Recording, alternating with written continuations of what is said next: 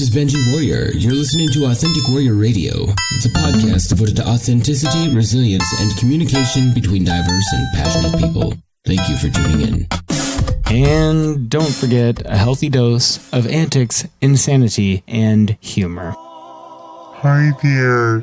Today we have a fantastic episode featuring Wil Nelsen of the Becoming Human podcast, as well as an exclusive studio performance by the nationally renowned child psychologist and author Dr. Sylvan Flugequam, CBD, and his guitarist counterpart, Brianne Yaquis.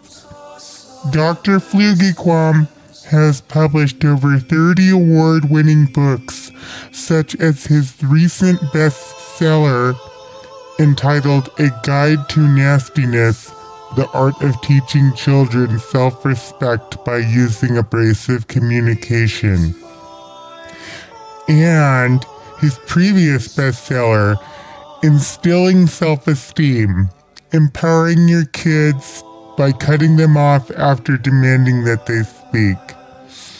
His music has been making its way across North America, its wake sweeping the upper middle class Waldorf moms off of their feet and directly into his bed. You can personally thank Dr. Flugequam by leaving a comment at his website, www.charlatanfatheroftheyear.com. And without any further ado, here is his performance.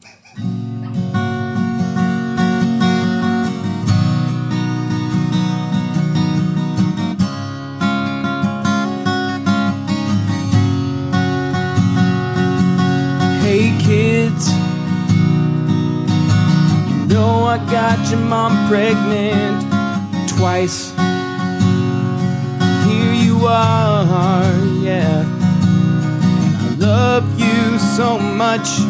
No matter how many times you get lice, I'm always gonna shave your head and give it kisses after removing all the nits and all the ones that burrowed into your scalp. I'm gonna always remove them with a fine-toothed comb because I love you. Oh, I love you. So I'm gonna tell you right now, and I'm only gonna tell you once. Then I might tell you twice. Then I might tell you 3 goddamn times. But eventually I'm gonna be like, do the goddamn thing I fucking told you the first time. Yeah, and what do you think that thing is? I'm gonna give you one guess, and right when you start to guess, I'm gonna cut you off. I'm gonna be like, eh. If the answer wasn't go do the laundry or do the dishes or sweep the floor or vacuum the floor or wipe the counters or clean the bathroom or pick up all the shit out of my living room, well, if the answer wasn't one of those things, then you're wrong. I love you so goddamn much. I hope you'd keep these words with you. Take them out into the world when you're older, yeah.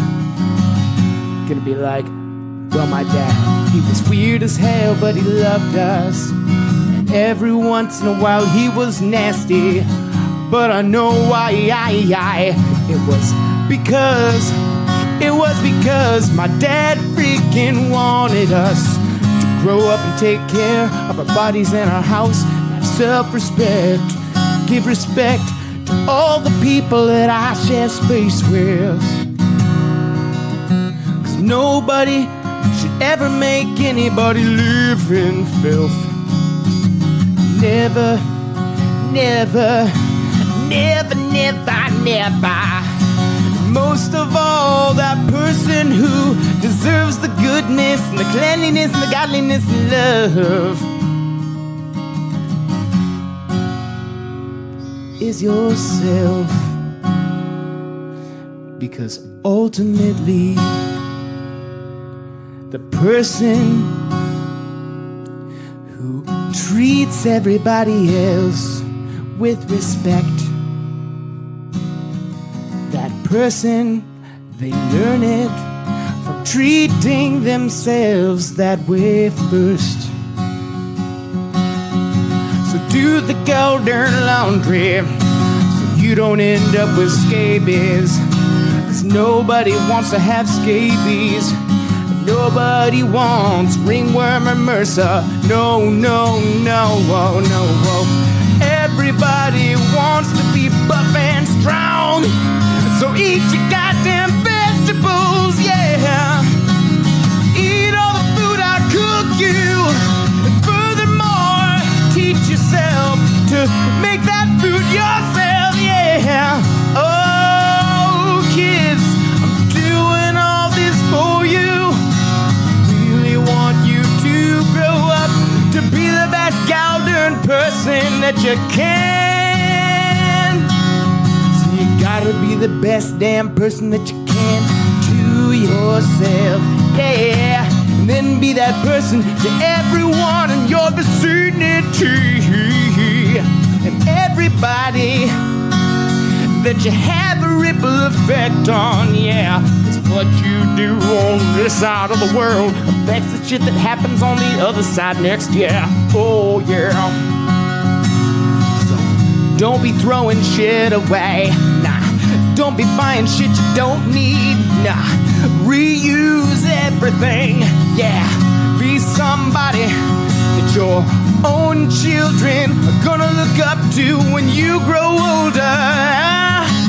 Make kids yourself, 'cause it's not just banging people, it's getting them pregnant and having little people that look like you. Nah. First thing you gotta do, listen to your dad and love yourself, you. Oh, yeah. And that's the end of my song. Thank you. Thank you, Brian. Thank you.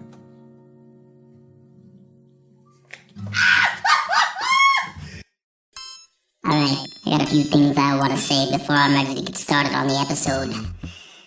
First off, I want to say thank you to my Patreon subscribers, Matt Hagum, Mike Rowe, Chris Cook, Molly the Cop, Megan, Suzanne Zidimac, Mick Bisley Bear, Baker Story. I also wanted to say thank you to Taj over at tajai.com. That's T as in Texas, A as in Anchovy, J as in Jeopardy, E as in Excellent, Y as in yeah, E as in excellent.com. Taj is an excellent artist. He does beautiful things. He's in fact been on this podcast one other time, soon to be twice. Keep your ears peeled for that one, if you can manage to do that. I don't know how people peel their ears open. Sounds like it hurts, but go for it. I highly recommend it, especially when Tajai is on this episode. Thanks, Tajai, for creating such a beautiful logo for my podcast. Thank you for everything you've done. It's been very helpful and excellent, and I love it. Did I say thank you? One more thing. If you're listening to this and you want to help me out, go to iTunes and subscribe and give me a review. And also, please, by all means, please go to patreon.com/Authentic Warrior Radio and become a subscriber. There's things there that I promise you. I will promise you. And they may or may not come true. But I will make the promise, and you will not regret it, because chances are you'll forget that you've been supporting my podcast with $1, $2, $5 to $10, or maybe $50 a month. Depends on how much attention you pay to your money. Thank you. Thank you. All of you, thank you very much. Please enjoy this episode.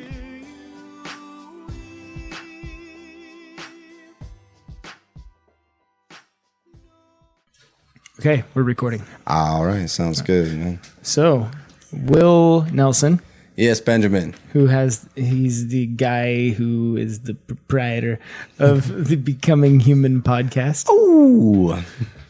And we're apparently going to cross-post these, so this is my first time being on a podcast of not my own. Yes. I can't talk. I can talk perfectly fine, and then I turn on I hit the record button. I'm like, doo-doo-doo. Oh, dude, that's exactly how it is when I take people rock climbing, especially kids. Like, they'll be on like little boulders and stuff like that and climbing around without ropes, and I'm constantly having to tell them, be careful, because if you climb up any higher, you're gonna slip, fall, and like all I'm picturing in is death. They probably just get like bruised and stuff, but like I get nervous, and they're like, no, it's fine, and I constantly have to like just encourage them to keep their safety in mind, right, and teach them risk management. And like these are like anywhere between 4 to 18-year-olds, you know, and then when I put them on rope though. They like climb 5 feet. It's hard for me too, but they climb 5 feet and they can't get up anymore. And it's like, where did all your confidence go? But like once everything was on, right, it felt real. Mm-hmm. And it was on the forefront of their mind. And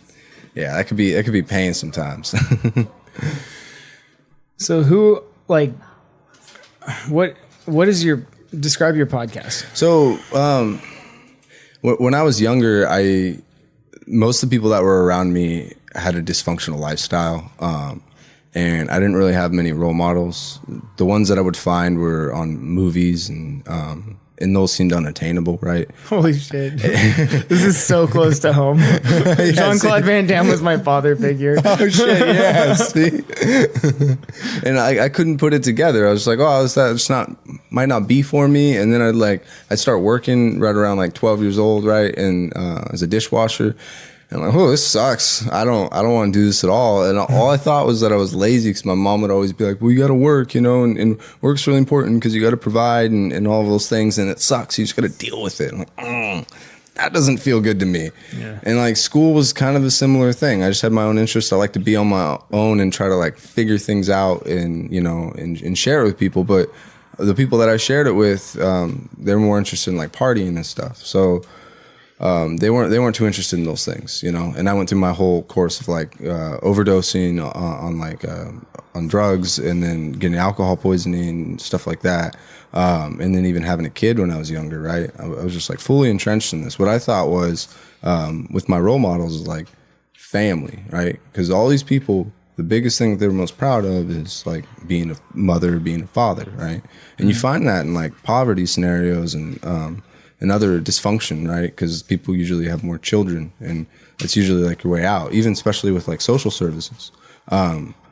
And as I was going forward, though, I would start to meet people in the community who did inspire me, you know, like actual like people who felt real, who weren't just like pixels on the screen dancing around, you know.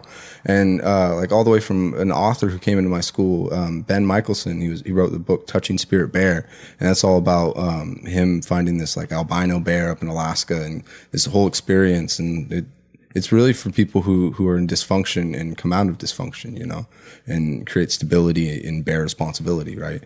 So like I really looked up to him, and I asked him, you know, what it was like to write, because I got to ask questions, you know, after he gave his speech. And he said that he was a horrible writer. He had the worst spelling, man. And like, but when he was in college, professor encouraged him to keep writing, because he's like, it's not really, that's what editors are for, man. It doesn't have to be perfect. And then he just write. But anyway, as I was getting older, like I would see people who would inspire me here and there, and all I wanted to do was find a way to be able to get closer to them. And I was so afraid of becoming like the dysfunction around me, which I was at a lot of times. I'm not perfect by any means. And over a lot of trials and tribulations, I got to the point to where like looking at what Rogan was doing, and for podcasting, Tim Ferriss, a lot of people I look up to, Jocko Willink, I realized that, you know, why not just start, right? And I'm a socially awkward kind of person. And do you hear that? Yeah, I do hear that. Wonder if that's gonna pick up. Is that? Hold on, let me just. Yeah, being socially awkward. I was afraid of podcasting, right, and what they were doing, but at the same time, I thought it would be a great platform to be able to talk with these people, because I learned through reading some books and podcasting, also listening to podcasts, specifically business ones. There's a little known secret is like, if you can somehow present yourself as a media person, right, even if you're not entirely like, you're not with the New York Times or something, let's say you started up a magazine and it was an online magazine, right? Because now it would be a blog, but, and you used a name that sounded like pretty official, right? And if you contacted that person and asked them to talk with you and answer some questions, they most likely would. And so that's kind of where it went from. And I used it to build my social skills, because I knew if I can talk to people, then, you know, that would be the way through anything that I wanted to learn.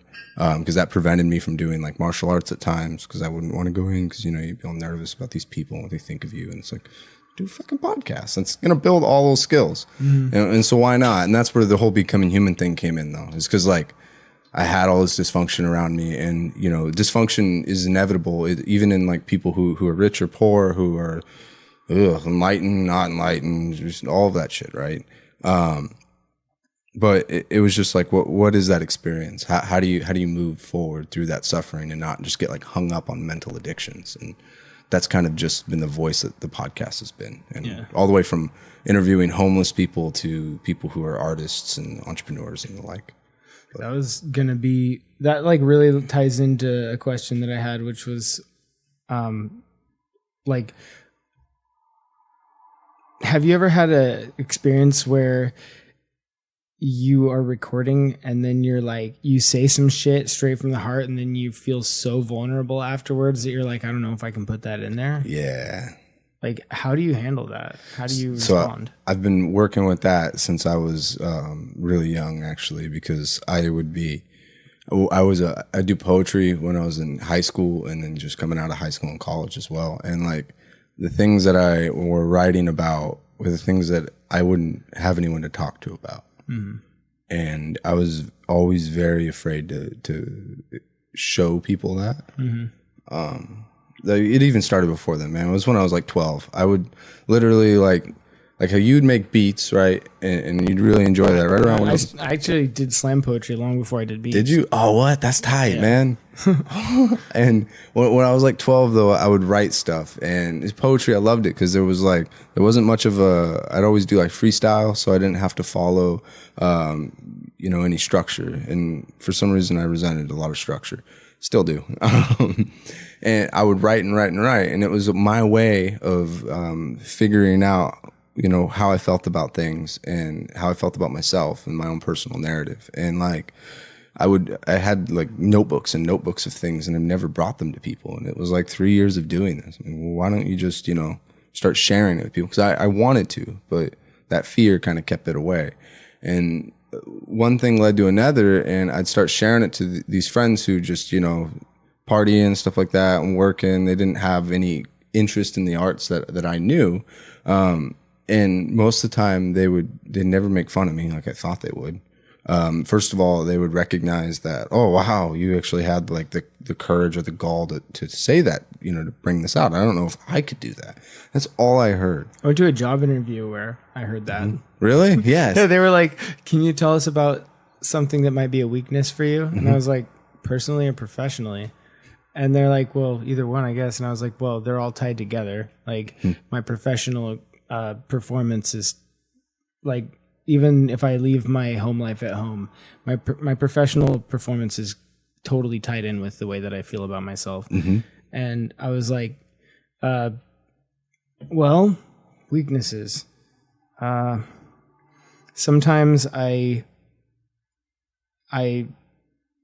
wonder about I have some issues with my self-worth, and I start to like fall victim to feelings of inadequacy or feelings of, fear. I react to my fear of abandonment, things like that. And I start seeking out things to help me cope with loneliness and things like that. And that's probably the root of the majority of the bad decisions that I make at this time in my life. Mm-hmm. And they were just like, holy shit, like just the ability to even know that about yourself, let alone like the courage to say that right now. Mm-hmm. And then they wanted me. Yeah. Oh, this was at TriStar in Vancouver. Oh, really? Wow. Yeah. And I was supposed to do an internship up there with them, and I couldn't get a visa for it. Oh yeah, that sucks. But that's the thing, is like when you do it, it's surprising, but people are so encouraging. right? And so that's what's helped, because you have the tangible experience that would reinforce or de-enforce, right, your fears. Because when you just put it out there, regardless of how it is, like as long as you mean well, right, and you're actually like trying, then people are often supportive, right? Yeah. Either that or they get uncomfortable themselves because, like, you know, when you're standing in a shop, like a metal shop, I don't know about you, but when I'm standing in a metal shop or something full of like dudes who don't know how to have this kind of conversation with themselves, with their family, with their friends, like, and I start talking like that, I feel like it's something that's relatable to almost everybody, no matter who you are, even if, regardless of whether or not you're one of those dudes, like everybody can relate to these things. It's part of the human experience. And like, but it's not, conversation about it among men is generally not supported.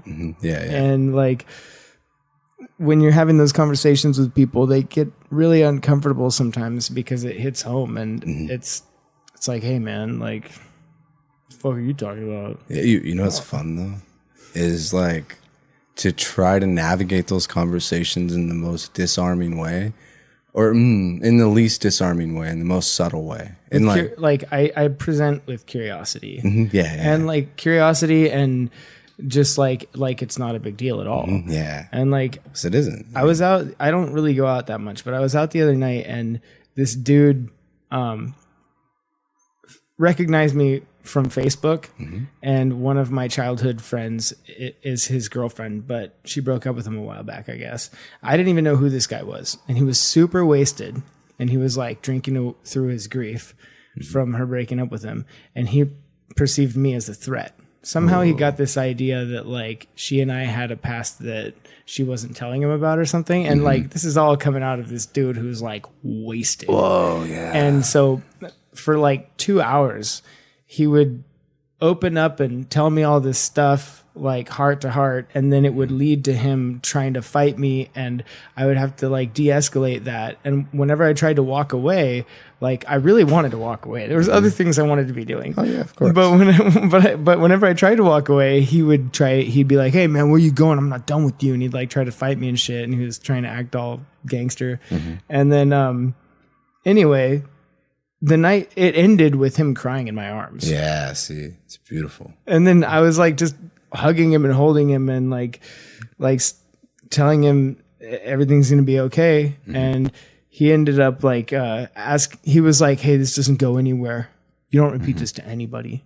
You don't tell anybody this happened." And I was like, "Dude, first of all, the only people that know both of us are people that I don't really talk to that often. But also, there's no shame in what just happened." Yeah. And he's like, "No, man, no. Just say it. Just say you won't repeat it." I'm like, "Fine, but there's no shame." I'm like, that. It's okay, dude. It's okay. It took a lot of courage to do what you just did. Yeah. It's important to be able to give people this spaciousness, right? So that they can be angry and sad, and to not to cling on those things and take them personally, as long as they're not actually making the action of harm against you, right? But anything else, it's just like, oh, that's an angry person.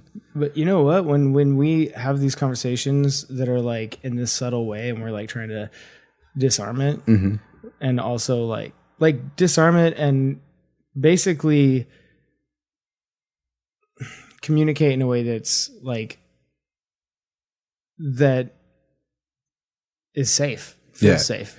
And it's also like loving, right? Because there's a thing where there's a balance that you play where I approach you and I see you are in a state of disarray, right? And you can try to show like loving awareness, right? And to help that person if they ask it. The line that you walk is neurotically trying to fix someone, right?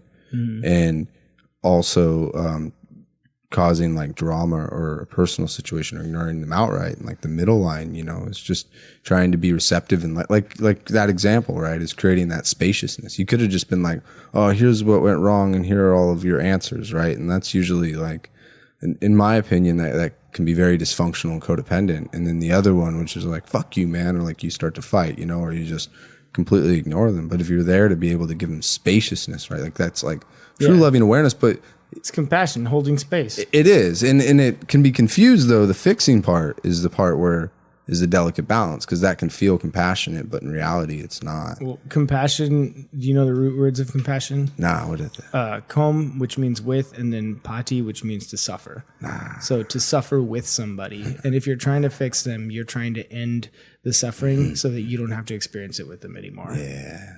I so, like that. And it's the same with the word passion. It's to suffer. What are you willing to suffer for? Yeah. What do you love so much that you'll suffer for it? Oh, that's pretty. Yeah, but these conversations, though, these safe space holding conversations, I feel like this is like something that is lacking between father and son. Yeah. And like, I can tell you that almost every conversation I've ever had where a guy is being like that has been with somebody who didn't have a father like that. I would agree. And I would say that too, for like, just for context, I would say that it's not as important to create a risk-free space for an individual to talk about, right, these experiences. I think it's more of encouraging the person to have the emotional resilience and coping mechanisms to overcome the discomfort to create their own space. Yeah. Does that make sense? Sorry, I don't mean to interrupt. No, I agree. And I think like to really trust has nothing to do with like to be in a situation where there is trust, like that goes both ways. Both people have to trust themselves more than it's not about trusting the other person. Yeah. You can never trust another person. You just can't. You don't know, but you can trust yourself that no matter what happens with this person, you're going to have your own back and you're going to catch yourself when you fall, or even if you don't, you'll be okay. Yeah. But I think, these conversations are like father-son conversations that need to happen more, and they don't, and they didn't happen. And the response that you get is the response that a boy would have if he had that conversation with his father. So I end up having these conversations with this guy. He ends up crying in my arms. And hopefully if he remembers any of that, it's going to plant a seed in him, and he's going to want to do that for somebody else. Yeah. And it's like, and it'll carry throughout, and you would hope that like through those small actions, right, it has that cascade effect. Well, not even like, it'd be just a repercussion merely of what you're doing, because it's not your entire intent. But I find that when I work with emotionally and behaviorally disabled children in the school district, and I also teach children in martial arts and at one point gymnastics, and that's the thing that you see often is like that disconnect. Not even just with like with a father figure, but with like a deep relationship with a paternal figure. And like, because I watch a lot of these kids, I'll put them in I'll take kids that aren't that don't have EBD or emotionally behavioral disability, take regular kids, and I'll put them in like a rock climbing scenario, right? And in those scenarios, you have to be able to teach them to bear the greatest burden, which is like, keep yourself safe, right? And treat others with kindness, even if you're mad at them or even if you're uncomfortable. And then the whole time you're physically going to feel uncomfortable because you got to walk. And then at other times you have to make sure you keep yourself safe and then keep that person safe. Like you get to the bottom of this like little treacherous little, hike down. And if you were to trip, you would roll, right? But because of the other child, they're helping them keep safe. I'm right behind them reinforcing it. But yeah, that's as far as they know, right? Awesome, dude. And with that though, you're teaching these principles, because what I see when I'm between my son's friends that he hangs out with, right, and he hangs out with the friends from a wide demographic. Some of them, sometimes I wish you'd rather not, but I can't really control that. I can just control how my son copes and deals with things. And then from teaching and working with the EBD kids, like just the hardest thing is like bearing what they would consider burdens and responsibilities, like whether it's chores or whether it's learning something challenging and difficult or that makes them feel insecure, and then to do something that is inherently meaningful to them, right? Like it's do math, no, or do the dishes, no, be nice, meh, like those kinds of things. And those things are like, you find those less often, like those skills. And most of the time it's absent father figures, and that doesn't even mean like in the home necessarily. It even just means like no relationship, because I even have friends like where their dads, they don't even exchange very many words with them. Dads are very stoic and inside themselves, and it's just like, fuck, man, that's painful. Yeah, I lived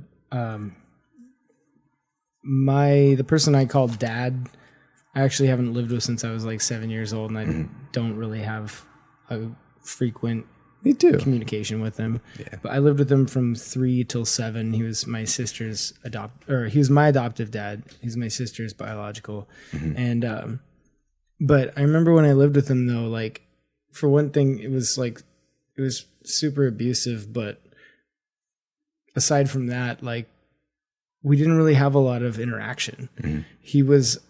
I feel like he was really just like needing to be there for himself. His upbringing wasn't that great either. And he was this, from what I understand about his upbringing, like he spent a lot of time off on his own as a kid. Just that kid off in his own space trying to feel safe somewhere. Yeah. And like, that's what he did as an adult raising us. Like the reason that there wasn't a lot of communication, he was always like painting models or playing guitar with his headphones on or like something like that just for hours. Or like he'd be at work, he'd stay late and we'd be running around at his work and he'd just be focused on what he's doing. And like, yeah, that's really fucking common. I have the potential for a pull in that direction because I could feel it. And in the sense that like I have to check my values, not like I get led astray, but I get to the fork in the road and I can feel like running is a good example, right? For ultra running, it's about 12 hours a week of running.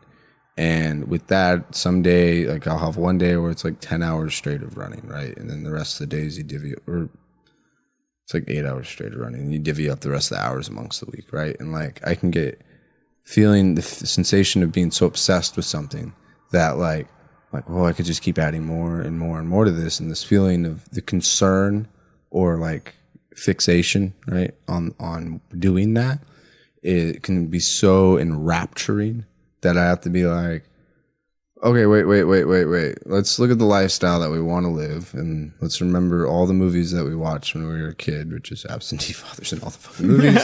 Think like Liar, Liar, Carpool, all these things. And I'm like, think of the lifestyle that you want, and you're the only person, because I'm a single parent, and I have my son 100% of the time. I'm like, think of what you want for your son, and also yourself. And I'm like, oh, okay, let's go back over here, and I'm gonna kind of do these things as much as I can, but with the consideration that not even just having my son's a value, is being able to take him and show him all of these things that I like and develop it as a beginner, so that when he's older and independent, then I can be an expert.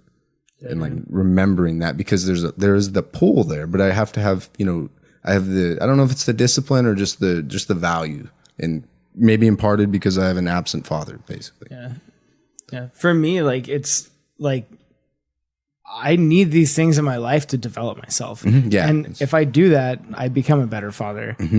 At the same time, my method of like personal development, like if it conflicts with my integrity, like it becomes my method of self-destruction. I am not the father that I want to be.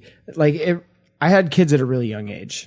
So I didn't really get to I started working young like you did.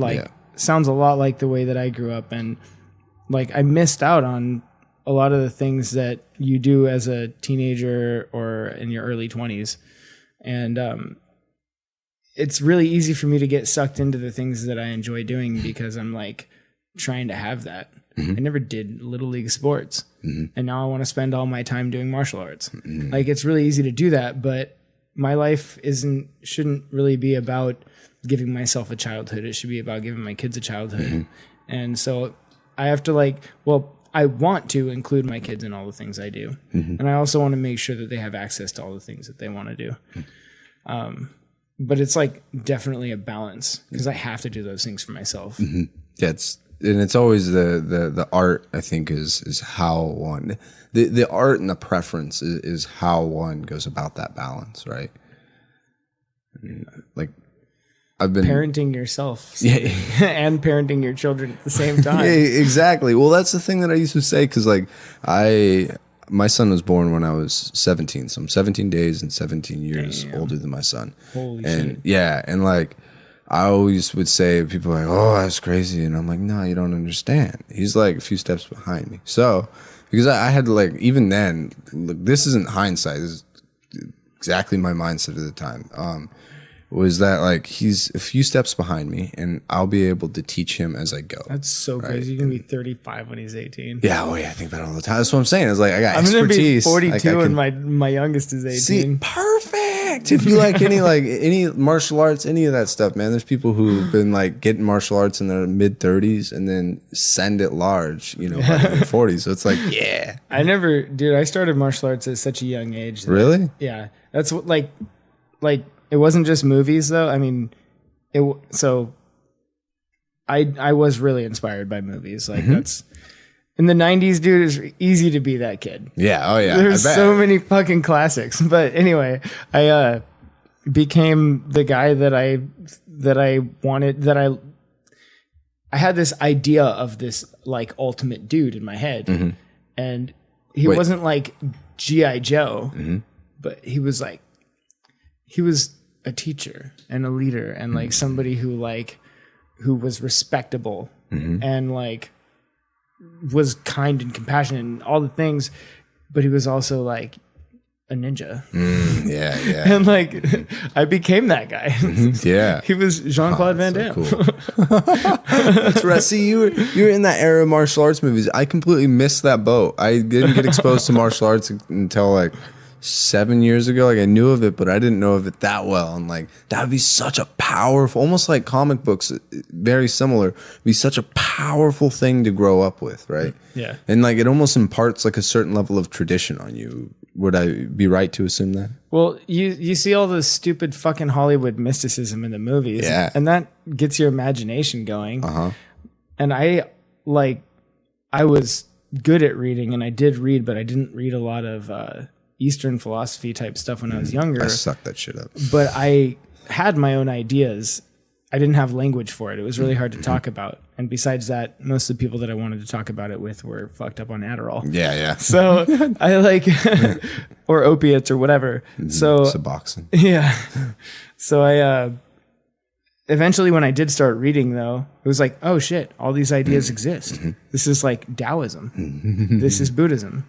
Oh, Nietzsche said this. Like, this is like fucking quantum theory. Like, yeah. like all this shit. And it was, but it's interesting because I learned this shit like literally sitting in a dark closet in Everett when I was 18. Intuitively, right? Coming up with these ideas about life and trying to figure out what the fuck I was doing. Yeah, and those are some of the most like beautiful and somewhat daunting moments, right? Because like I had a similar experience when going back over my poetry and in the transition of when I kind of stopped writing poetry, even though I loved it. But is that people have been writing about this for like centuries. Wait, what? Like, and I didn't feel so alone. So all my friends, they'd be like, "Whoa, well, that's kind of cool," and then they would never like spend time thinking about it anymore, unless it was just them and I. I was very much the outsider with that one, and I grew up for a time, for like 7 years anyway, Sandpoint, Idaho, and it was a town of 7,000, and the nearest town was Spokane, or Coeur d'Alene, which was like an hour and 15 minutes away, and they had 30,000, and then Spokane 200,000. So it was I never had anyone to relate to, but then those books were like, dude, that was like my oasis, man. And learning so much. What was your favorite? One of your favorite philosophers or books, I should say. Oh my god, dude, I don't know. Fuck, this is gonna be a long dead silence. I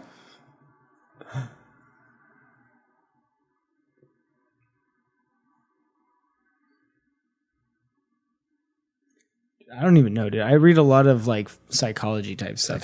Stuff. I'm really into like communication, relationships. I like reading about different types of communication models and like therapy models and stuff like that. That's how I learned to communicate with people. Yeah. I had terrible social anxiety for when I was like 18 for years until I was in my early 20s. And like I was just crippled. And like I learned how to communicate and how to like understand people by reading these like textbooks and books like the one, like exactly communication, relationship psychology, like anything from that department. And I had like notebooks and like I would take notes, and anytime I was in like a really awkward or difficult situation I didn't know how to respond to or whatever, or where I was feeling really uncomfortable, I would take that and I would like basically draw like a diagram of it or like a flow chart, and I would do research, and then I would try to like basically draw a map of like the interactions that were happening and like the causes and effects and the processes that were happening within each person and between each person. And like that's how I learned that's how I understand people. But really everything that I understand about people was like started with me going after trying to understand another person, and then somehow, however I did that, even if it was like a really roundabout and self-destructive way where I had to fuck myself up in order to learn this thing, like all it really did was help me understand myself. And then through understanding myself, I was able to relate to the other person. And like, I mean, it happens over and over again. Yeah. Have you heard of the parking garage effect? No, I have not. What's that? It's like a lot of people think that they're like basically going in a circle, and they're just this endless cycle of like, man, I've been here before. You know that feeling where you're just like, fuck, no matter what I do, I always come back to this point. Well, you're actually spiraling upward, and like you're getting better at it each time, and you're coming to a more difficult challenge each time. It's more complex, and I don't think it's more complex each time, but you're understanding it with more complexity each time. And every time you come around, your perspective changes because of all the things you experienced before you came back to that point. And so like, yeah, you're just moving up this parking garage, and like this cycle of like going inside of myself and then going back out and connecting with people and then coming back inside of myself. It's just the parking garage. And every time I like reach out to try to understand another person, and then I understand myself because that person is a mirror. Like every time I remember when I was like 20, I had this epiphany that like every single thing that I understand because I am that. Like I contain that. Yeah. Like there's no way that I can understand anything unless I can relate to it, which is like why God was created in man's image, or man was created in God's image. Really, I feel like man created God in man's image.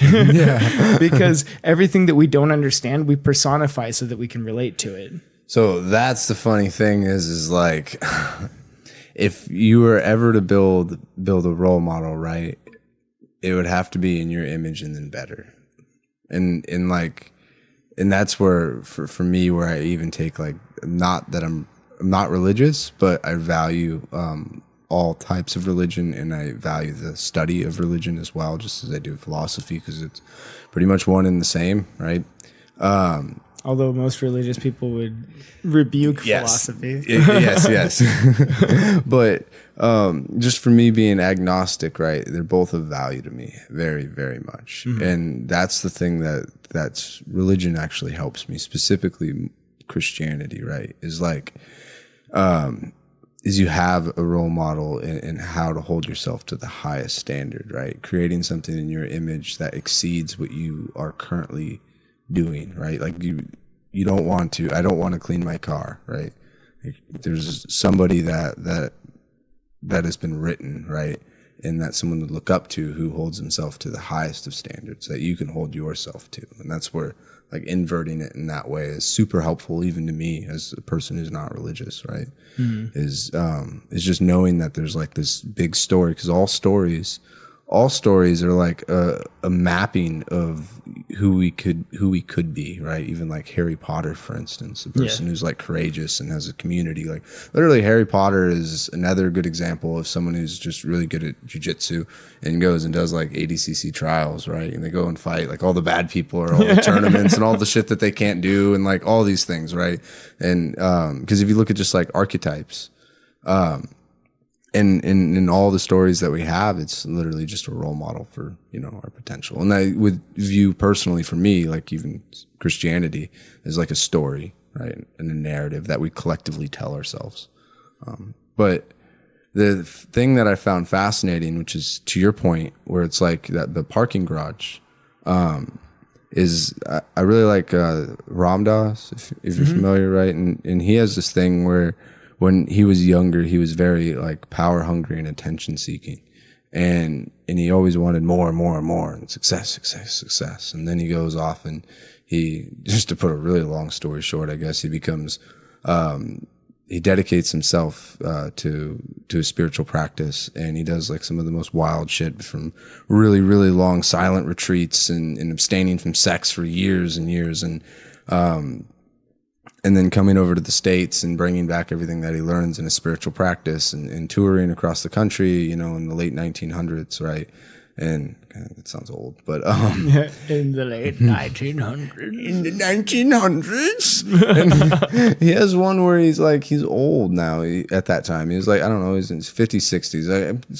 He's pretty old. He's lived quite a long life. He's had a lot of spiritual practice in that time, and he's like, I go in to become enlightened, and I find that, I'm my ego is large. I'm power hungry. I'm attention seeking, and I learn to detach myself from those things, right? And then I come back home and I show everyone how detached I am, and I'm like, look at me. And then he's like, oh wait. He's still struggling with that same damn thing. That's the catch-22 of Buddhism. Yeah. Or any kind of spirit, really any kind of spiritual discipline that has to do, or mental discipline that has to do with ego. Yeah. Oh yeah. At all. It's you cannot escape it. And that's the point, is like you never are. You might go into it with the expectation to escape it, but the whole point is that you never escape the ego. And furthermore, you never even escape your own karma. If you're someone who is codependent, well, you are going to deal with some level of codependency throughout your whole life. But like you said, the games get more and more complex and more potentially rewarding, or even more insufferable, and just more interesting. Like, it never ends. And as long as you're aware that you're bullshitting yourself 99% of the time. Yeah. Then whatever. Exactly. That's why I like comedy, because it's like, man, because I was doing poetry for a while, and so Spokane, they have this thing where, because poets, I didn't even like this, but you snap or whatever, and it's like, I like that. And I like the beats. Yeah. And in Spokane, they're like, because they're a huge service community there, and they're like, we don't, remember guys, we don't snap here. When people are doing good, we rub our palms together. And I'm like, oh my God, how can it get more? What the fuck am I doing? And and I thought about it, and I'm like, man, these guys take each other fucking seriously. I'd rather do something where I make people laugh, man. And I just found that I have to have some outlet in my life where I realize and I bring it all out on the table and just bullshitting myself, because if I don't, fuck, my head's gonna get all big and pop, Yeah. Yeah. Do you perform comedy? I was for a while, and then it got to the thing where I have my son's 7 years old, and comedy happens at night if I'm gonna do this thing, because comedy is perhaps one of my favorite things. And if I'm gonna do this thing, I at least want 3 to 5 nights a week. And with how it is now, I would have to pay somebody, and if I were to pay them, then it would be I need 4 hours, and even at minimum wage, it's $44 a night, and then 44. It's just It's so what I'm doing now is I'm trying to enrich myself with life experience, build my writing skills and conversation skills, and then once he gets to the point where he's about independent, then where I can just leave at night and not have to, and he can be at home, then that's going to be my main factor. Yeah. At least one of them. But yeah. That's where I'm at. I'm afraid I'm of finally people. there. Really? Yeah. See, exactly. Because, your kids are getting older now. Yeah, they're 10 and 12. Yeah. And there was one point where I thought, well, you just do it anyways, because I get the fear of well, maybe this is completely possible. You're making excuses to be able to prevent yourself from doing that, right? Mm-hmm. And then I'm no, because I just really want that freedom to be with my son in the way that's the most optimal in that moment. And right now, it's being a beginner at things, having the flexibility to teach him all those stuff. He's a beginner at things. Exactly, yeah. And like being able to help him with that. And like, I really like that. And that helps me because if I just focus on fundamentals as, you know, for the next 2 years of what I like, then I'll have a solid foundation to move forward on those things, you know? Yeah. I used to be so hard on myself when I wasn't like really fucking good. I had to be the best at everything I did. Or I had to like at least go way above and beyond like the level of dedication, determination, and performance that most people would. I always set what other people consider unrealistic goals for myself. And like, I forgot where I was going with that. Doesn't matter. I often set unrealistic goals for myself, and that is why I have 100K coming up in August, the beginning of August, and I ran a 36-miler on Sunday or last week. Oh, I don't remember my days. And like, I think I'm gonna drop it to a 40-miler because I went into ultra running and I'm like, that looks really cool. And a lot of people would be like, yeah, we do. You know, you do marathons for like, you know, like first year or two, and then you can get to like the 36-mile races and then the 50-mile race. I'm like, nope, 50-mile race. Let's do this. And like, I often find myself, how I would say is like mainlining life when it came to drugs. I'm like, let's do like all the drugs. Like, and then if it came to like martial arts, it's like, well, I'm gonna go in and spend all my time on this. Like, and rock climbing now is the same thing where it's like, I'm doing things right now. I just want to climb all the mountains, and I got to remind myself to navigate that a little more strategically. Yeah. But actually, I'd love to know your experience in it. For me, it hasn't caused me any problems. Yeah. I have not sustained, like I don't do drugs like I used to, so I don't party. Yeah. So like I obviously haven't sustained in those hobbies. No, I'm just kidding. But now applying it to actual like, you know, healthy functional activities, I'm still doing them, so I'm not burning out. So it's working in my advantage. And from the dysfunctional things, my me, you know, going setting unrealistic expectations and really pushing my boundaries right out of the gate as hard as I can, that actually helped me in the dysfunction because I learned from I got into drugs pretty hardcore at 10 and I got out at 14 and I got really hardcore into like parenting at 12, you know, stepdad and like living with this girl. And then I have a kid at 17 and I'm like, oh, I really like having my son and I like being a father and being a paternal figure, even to like, you know, other children too, in the sense of like a teaching role and a leadership role. It's great. But I learned my lesson in terms of like how I would view my sexual interactions, right? And like in relationships and stuff like that. Like, I got all that out of my system pretty quick. Yeah. So that's helped me. But for you in setting unrealistic expectations, has that been helpful to you or has it been more dysfunctional and hindered your progress in life? That's a question I'm like really, really, really struggling to. Oh, that's beautiful. Yeah. I'm like really exploring that right now at this time of my life. Oh, yeah. Because the other day I was like, why do I keep ending up having jobs that make me fucking miserable?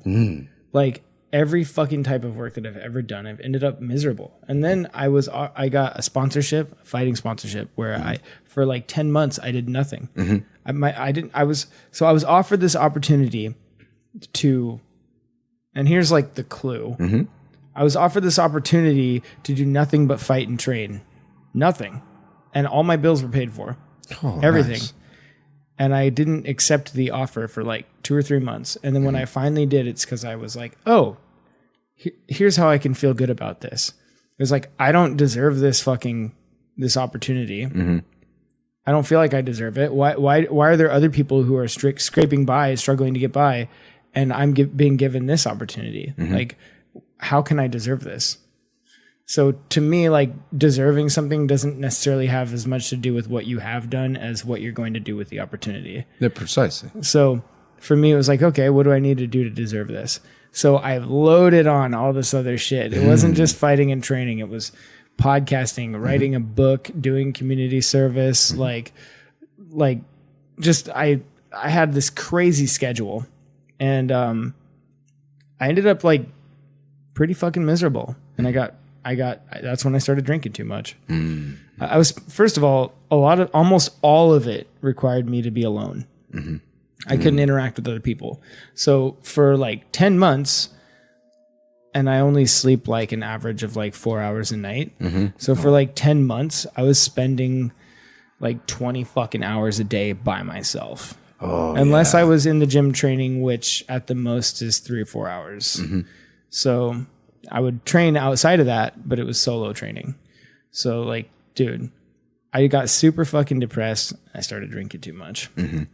Eventually I got to a point where I was like, fuck this. And I didn't drink for 3 months.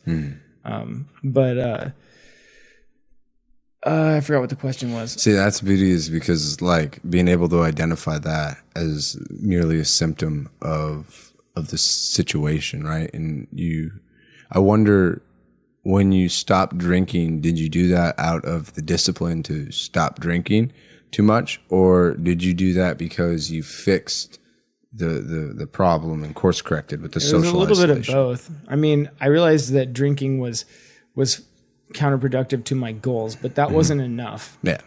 I knew that for a while, but what I finally realized one day was that like I had been self-destructing very slowly and subtly at a level that could pass as functional.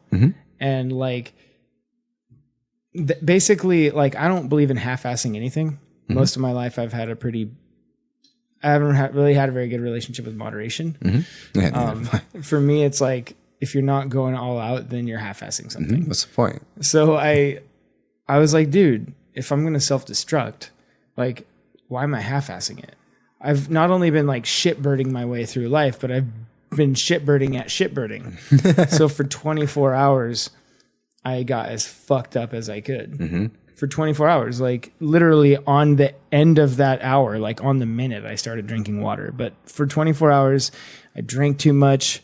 Like consciously made the choice. And every time I wanted to go to sleep or stop drinking or whatever, I was like, no, I'm doing this. I'm going to fucking do this. This is what I've been doing for all this fucking time.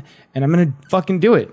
It's like punishment. It's not punish. Well, it is kind of, it's like when you're like, no, you're going to look at what you've been doing. Like, look what the fuck you've been doing. This is what you're doing. If this is what you want, have it. Like, so it's like, if you really believe in fucking doing everything all out, do it right now. So I just kept fucking drinking and like, and calling people up and having conversations that, I mean, I remember every conversation I had. I drank it was me and one other guy, and he was going through something too at the time. And so we made this pact together, and we were like, gonna get through this experience together. We called up family members that we needed to fucking hash shit out with. We just did all this shit. We shared things with each other that we really needed to talk to somebody about. And like, it was a ritual. And I just looked at the deepest, darkest, shittiest side of myself and accepted it. And I didn't accept it as who I'm going to be, but I accepted that it's there, and I recognize where it came from. And like, a lot of that experience was grieving for like my biological father, like, who wasn't really a part of my life, but whenever he was just there because he needed something. And like, he ended up killing himself. So 8 years went by, and then I finally fucking grieved for him. And not for him, but just experience. All the shit that I'd been like not dealing with, not thinking about. The things that like I knew were not good the things that I knew were not fair to a kid, to a boy. Like, none of that shit was fair.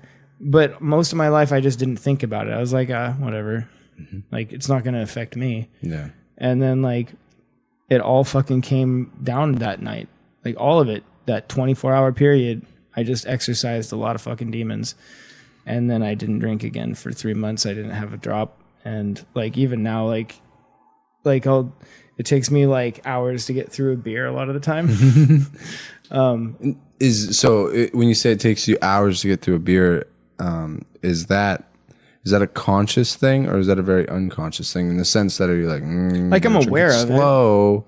No, it's not like that. It's just like, I have a drink and then I forget about it. So it's a behavioral thing. Yeah, and then I like have another drink and I forget about it, and then I'm like 3/4 of the way through and I'm like, I don't really want the rest of that, and I dump it out. And it's just like, it takes 90 days to create a habit, supposedly.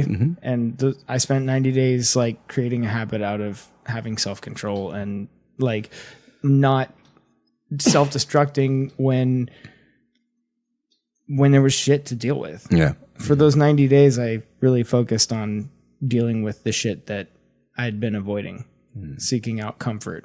I mean, I was in this situation where I didn't have to do anything really. I mean, all the things that I had chosen to do were in all the things that I had a contract that bound me to do were things that I put in that contract, and the person that I made that contract with didn't give a fuck. So it was like the only person holding. Really, it was like I made a promise to myself and then I broke it, and I was pretty pissed off at myself about that too. So there was just like all kinds of fucking shit. I was just hating myself. And how do you cope? How did you cope with that discontent that you had with yourself for breaking that promise? Right. I didn't for a while. I just was like, fuck, I hate myself, and then I drank. And now it's like I was doing exactly what I needed to be doing. Yeah, that's right. Like, it's not, if you were to have not had that experience and just got on with what you needed to get on with, you probably wouldn't have been a better person. Well, that experience really helped me understand my pattern, and it helped me understand that a lot of the times in my life where I've been really unhappy, it had nothing to do with my circumstances. Like, it had very little to do with that. Because in the time where I had everything fucking handed to me and could have done the thing that I loved the most, and everything on that list was something that I felt passionately about doing. So this goes to everything, because if anyone was ever to enter into a school and then they were to say that this shit's boring and this sucks and I don't want to be here, and then you flash over to another person, right, who it's gonna be really dark, but you can have like a really, really dysfunctional household and you're a kid in that household, right? Those experiences, or even you're poor and everything isn't like working for you, all the walls are falling over, right? All of those experiences, within them lie some of the greatest bliss and joy that you could ever imagine. And that's just because suffering is relative. Suffering, it almost fills the space, and it fills as much space as there is. Like, it's unavoidable. And it is really how you cope with that, to sit with the suffering, right? Well, and there was a lot of things that I never had the space to really deal with. Like, through my suffering as a kid, like, or just having a really rough upbringing, and then like never, I don't know. I mean, I got off to a rough start, and it hasn't been easy ever. Like, and I don't think it ever is for anybody. However, like, my circumstances were just like, it's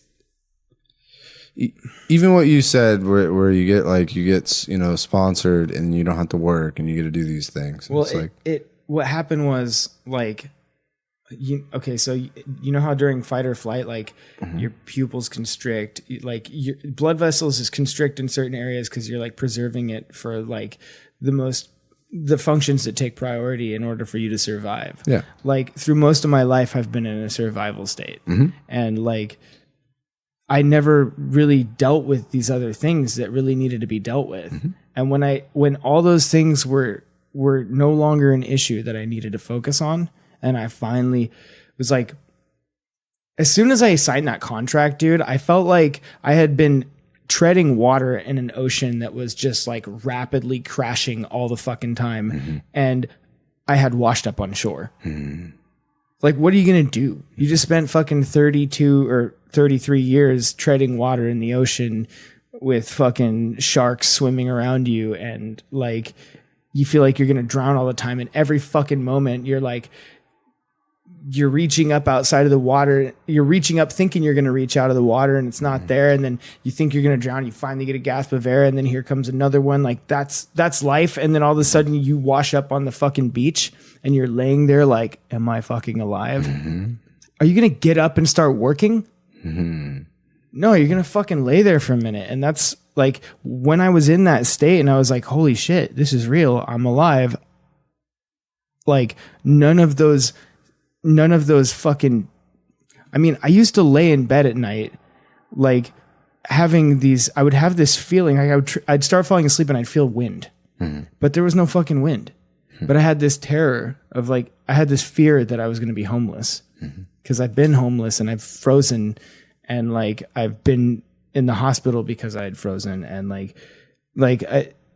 I've been in really fucking situations where I could have died. Trauma, right? Yeah. And Physical so I'm trauma. laying in bed and I have this, like, in my mind, I'm like almost asleep. And then I see myself on a slab of concrete with no walls and I feel wind. And I'm like, whoa. I wake up and I'm in a house or I'm in an apartment or whatever. And it's not fucking real. But without all that shit, without my fucking, like all these struggles that I'm constantly having, like my heart racing and like a flood of fucking stress hormones rushing through my body to deal with all the fucking time. When that was all removed, all that was left was all the things that like I never really fucking had the capacity to confront. And so I confronted it, and it, by the way, during that time, I was doing these fucking podcasts, which are like really fucking emotionally charged a lot of the time. And every time someone tells a story, I'm relating to it through my own experience and reliving things that I've experienced and like experiencing through them. And like, it's just really emotionally, it can be emotionally draining. And I was like, fuck, I need therapy. Like therapists have conversations like this with people all the time, but they get therapy. Yeah. And they are fucking therapists. So I'm like, fuck. So it took me 10 months to finally go and get a counselor. Yeah. But like, anyway, dude, I don't know. It was just a really transformative experience. And like, beautiful. So the way I cope with what at that time felt like failure is I just appreciate it, dude. Like that experience, even though it wasn't what I set out to do, like it was invaluable. Dragons come in many forms, man. And that's that thing that I think I mentioned before the podcast is like, it's very much our choice, whether it is to do or not to do something. But once you decide to do it, you step in the current, and the current takes you its own way. And that's the beautiful thing, man. Because that's like whatever movie that you love, right? Not really. Okay. Fine. More like action movie, right? And any of those movies where you get to the point to where like the hero is, or the main character rather, is just someone who's not really up for the task. You don't know what the task is because you just started watching the movie, but they're certainly not ready for this, right? It's even the news, the animated fucking Spider-Man. Well, they're stepping into an unknown. Yeah, exactly. And through that, right, all the scathes and the wounds and like you get fucked up, but through that you build, your resilience and you build your growth, and even more than that, you reveal who you are to yourself just a little bit more, and then you have this challenge that you can eventually, hopefully, because just like in every movie, not all the characters make it out alive, or just like in every story, not everyone makes it out alive, and like when you do, fight that thing for you, like it was the drinking and the culmination of it all, right, and when you overcome that, it's just like pop, and then it's this beautiful climax, and like it's like very unique to who you are and very essential to what it is like to be a human being. Yeah, and it's definitely not over. Well, no, but that's the thing, is that it's never over, because in almost every story, y'all hate it, but in almost every story, that at the end there's always this like thing where it's like, oh, but he's gonna come back to life, and like that usually is in comic books really sell it, because they were great. Like Nietzsche said God is dead, right? And that's the whole like the death of religion and the death of tradition, right, within the person. You grow up and it's like, what are your values? Like you are not imbued with values, right? God is dead. But with comic books, I would argue for some people, imbue more tradition into them, right? The hero's journey, if you will, for it's not Carl Jung, but I think it was Carl Jung, and that you see in like Star Wars, and then the director of Star Wars used the hero's journey. I think it was influenced by Carl Jung, but when you see that, like it's just, it's beautiful, man. And that's the thing, is like within the movie though, like I was saying, is that it's never really over. And that's because for all of us, it's never really over. And that goes back to what I said about Ramdas and what you said about the parking thing, is like the parking garage. It's like, it really is never over. Not in like, oh, this sucks, but like, if you guys like to play video games, it's the greatest fucking video game you've ever played. Because like the thing that sucks is when the video game starts getting repetitive, you're doing like fetch quests where it's like, go and get my diamonds, and you get the diamonds, and it's like, go and get my carrots, and you're like, oh my god, I'm just doing the same thing over and over again, and there's no variance and meaning in it. But in like life, it's never ending, and it's often meaningful. The only danger and the potential, the very, very dangerous potential is when you do lose your sense of meaning, you may be lost. And like, I don't mean that from like a very like preachy or like dogmatic sense, like, oh, I know all, but like that's alcoholism, it's obsessive eating disorders, it's whether it's anorexia or eating too much and being obese. It's like you don't care enough to bear these burdens, or you don't care enough to not care enough, but you're not ready at this point in time to fight this dragon, or not even to fight, because you don't vanquish it and make it go away, but to contend with, I guess, right? Well, dude, you got to have the gun to your head sometimes. You do, but I know people who've had the gun to their head. Like, I've interviewed people who've had the gun to their head, and they whimper and they whimper. The gun wasn't really to their head. No, and I've met people who to their death, like, oh shit, like in their like 70s and 80s, and those, like, I know one guy who. Okay, I got two guys. One guy, I met him. I was living in a town of 300 in Idaho. The numbers just get smaller in these towns, man. But like a town of 300, and this town, it's like from that town of 7,000, Sandpoint, Idaho. Fuck, dude, I gotta pee. Yeah. You're so I grew up in like that, or I was living in that town of 300, and it's an hour away from the town of 7,000. Cops' response time is an hour and 20 minutes to get there, and these people that I knew. These are the fucking one of the people that just didn't make it out alive. And like from that town of 300, they lived up the mountain 40 minutes. So you drive all the way 40 minutes up this big ass mountain, and then you find their house or trailer up there. And they're like completely subsistent living and stuff. And it's just, oh, dude, like rats in their well. Like it's, dude, like it is rough. Their kids, one of them was incarcerated and escaped from jail or prison and stuff like that, and going back and forth. And then the other daughter was, she was able to manage, or not manage, but for some reason work for whatever reason, work through her dysfunction, like not her dysfunction, but the dysfunctional environment, right? And do really well in the sense of finding something meaningful to her that wasn't absolute, like, you know, just terror. And then you had this guy, and his name was Hippie Ronnie, right? He's a cool guy, but like, he was 70, 60. He started getting cirrhosis of the liver, or no, jaundice.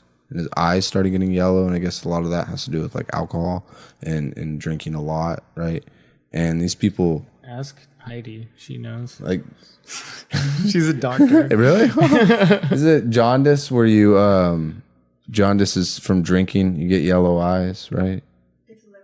So they had jaundice, and he's like, "Yep, nope, this is what I do." Just continuing on with it, and like the whole group of them, like tweakers and alcoholics, and just boom, in their 60s. They're not like to the point where they have this property. They have this property for a number of years, right? And it's like, I don't. What am I gonna do? Like, first of all, I'm fucking 10, so what would I do? But like looking at that, it's like they never made it out alive technically, and I battle with that because I'm like, how dare you say that someone who is living in like what you would consider a very harsh scenario, right? How dare you say that they're like, they didn't make it out alive, they didn't have a quality life? Like, obviously I knew them, and there was a lot of drama and issues there with them, right? They fought a lot, but like, it's relative. They never hurt anyone, so I mean, I would never enforce something on them. That's wrong, it's oppressive, and all those things. And I would never even tell them. Like, I talk to my son about this shit all the time, and he will sometimes be fucking preachy and weird. But like, your 7-year-old son. Yeah. But it's like, why I would never, like, that's that fixing thing. Like, you can't. You just be there with them. And when you're there, like, I have to deal with adults like that now, where it's like, Like, you know, my son's mom is a severe alcoholic and goes in and out with like meth. And it's like, she gets so caught up in like being judged, right? That like, it'll become a fight or anything. And I've had to learn to create space there and to not go down that hole of drama and just be like, it's okay. Yeah. When you're in a person's life who has an issue like that and you become a reactive, like caretaker for that person, you start modeling an addictive personality. Yeah. Like you become addicted. And you become codependent. Yeah. And that's where it is like, there are people out there, and I even have the same feelings, with people who are in homeless situations sometimes. It's on sweeping generalization. Just in my experience, there's demographics everywhere. And within the population of homeless, there's a subset of homeless who have I can't help them.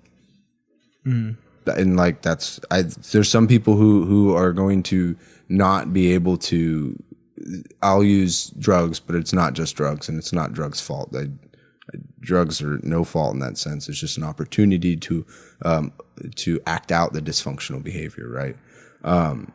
Is that like you do all these drugs and you don't get food like you should, and you know, you do all this risky behavior, and you don't put your own livelihood into question. You're like dying on the streets because you're just doing too much drugs and not taking care of yourself, right? Like, if you would like services, I have free meals and stuff like that, right? I provide them, but that's where you're at.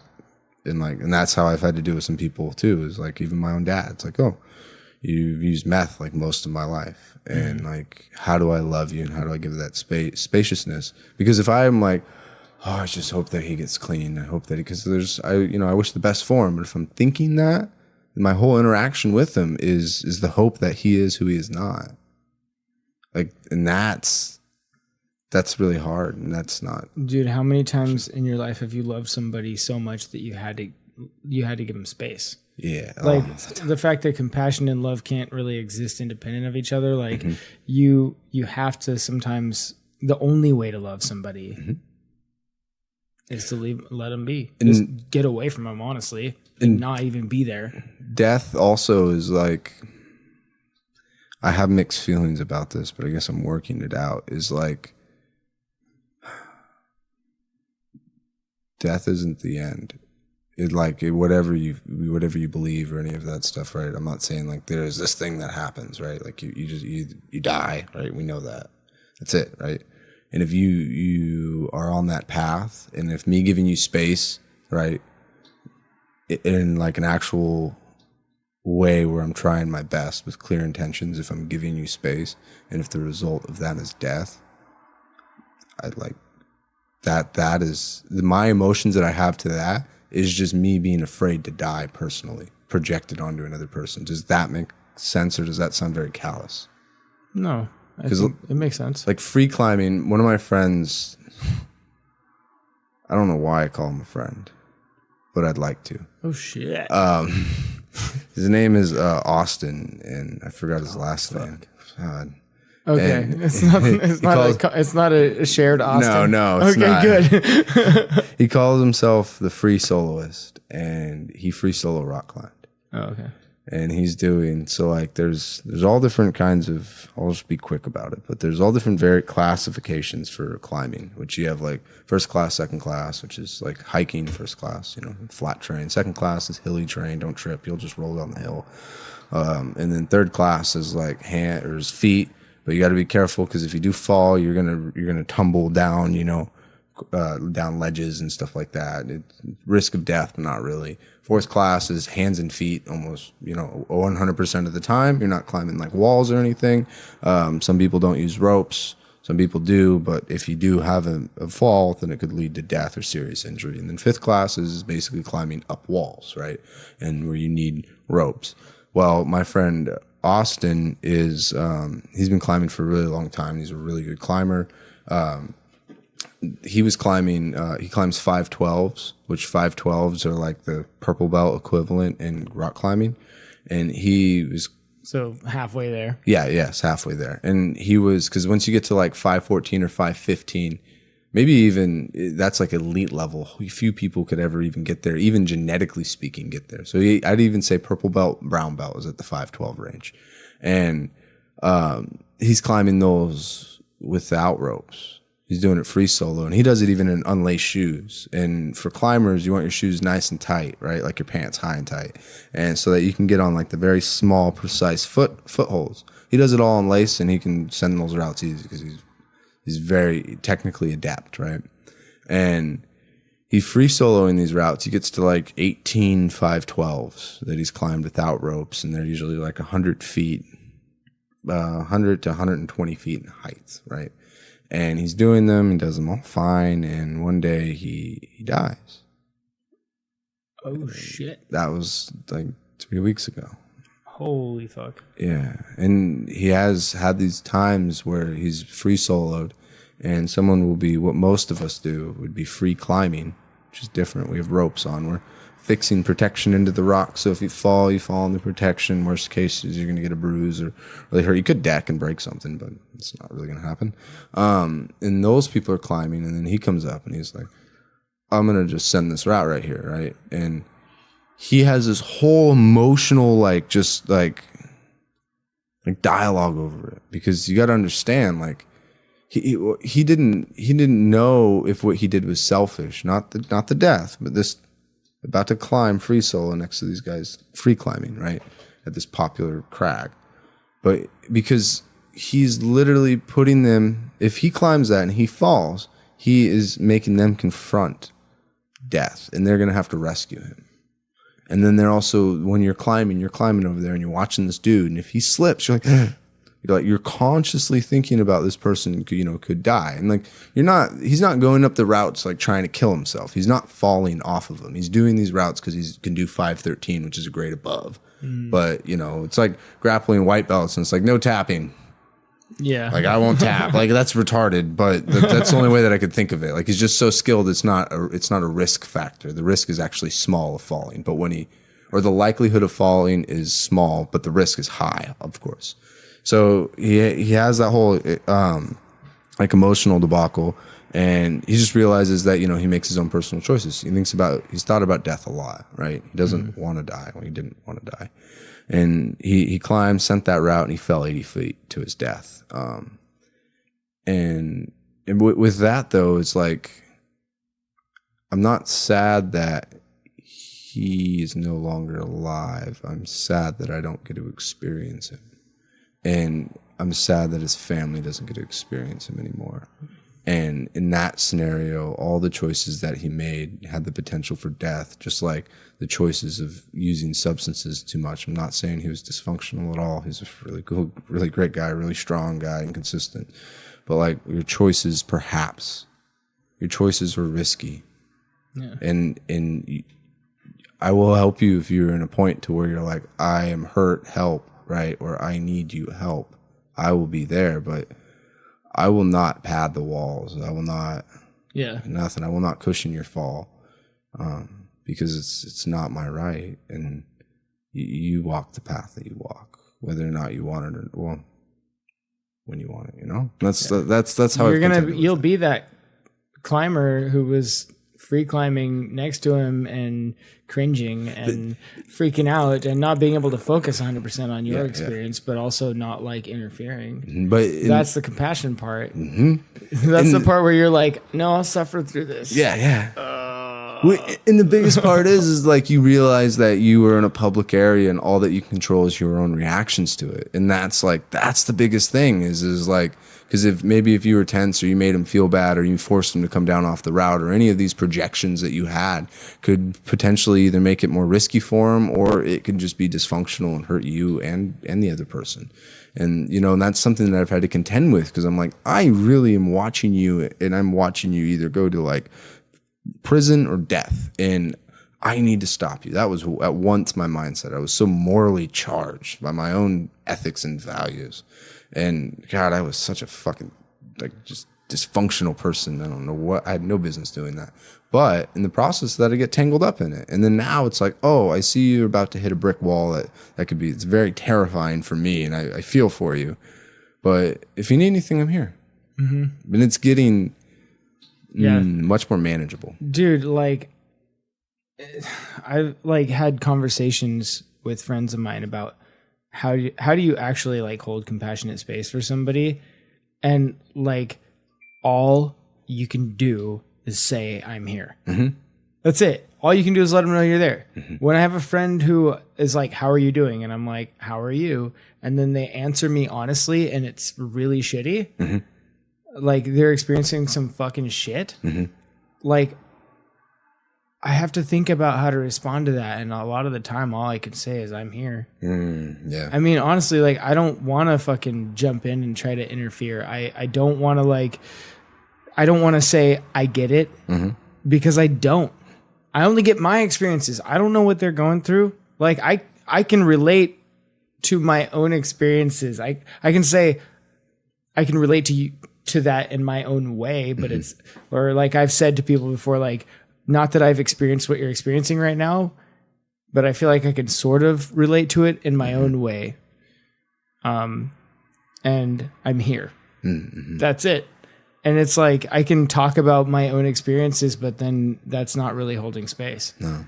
And I don't know, man. See, and that's where I like Jordan Peterson. And when he talks about, at least with therapy, and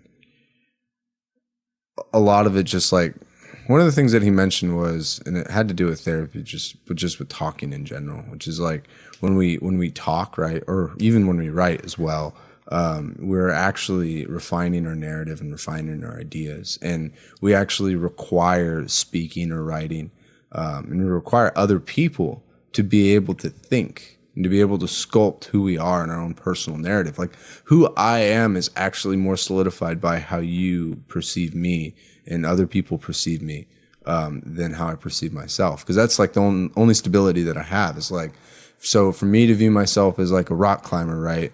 Or a rock climber and a martial artist. On any given day, I might wake up and I might want to run. And that is not rock climbing. That is not martial arts. Or I might want to write.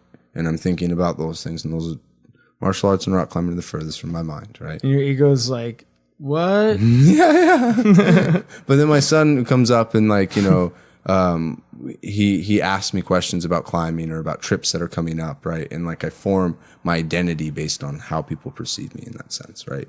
And like the biggest thing that was interesting to me was when he was saying that through conversation, though, we sculpt their personality. And it's more by listening to people and providing them with genuine reactions that you can help refine or help them come to an understanding. Because like your reactions are almost paramount is to be honest and tell the truth. Which is like if you tell me something wild, then I respond like, oh wow, that sounds a little crazy. But like, you know, like in a way that, you know, in the subtle way where you're not inducing conflict so that you can continue the conversation, right? Yeah. It's subtly helping them shape what's crazy and what's not. And if you think about like when you were doing poetry, it's the same thing. You write out ideas, which ultimately are things that you spend time thinking about, and perhaps it's how you view yourself or how you view the world. One of those things, right? Yeah, the story. Yeah, and then you put it out there, and then you get a response. Yeah, and then that response confirms that your story is true. And then some of the parts that are false, and then from there you course correct and refine it. And you think you're refining a poem, which you are, but what you're really refining is your own personal dialogue and your own, you know, character values and intuitions. And it's fundamentally required is an outward expression of those, though. Yeah, that's why the podcast. I was just thinking about that the other, like a couple days ago, about that process of just like how my whole life I have this narrative about who I am and what I have to constantly ask myself, is what I'm thinking about my story fictional? Yeah.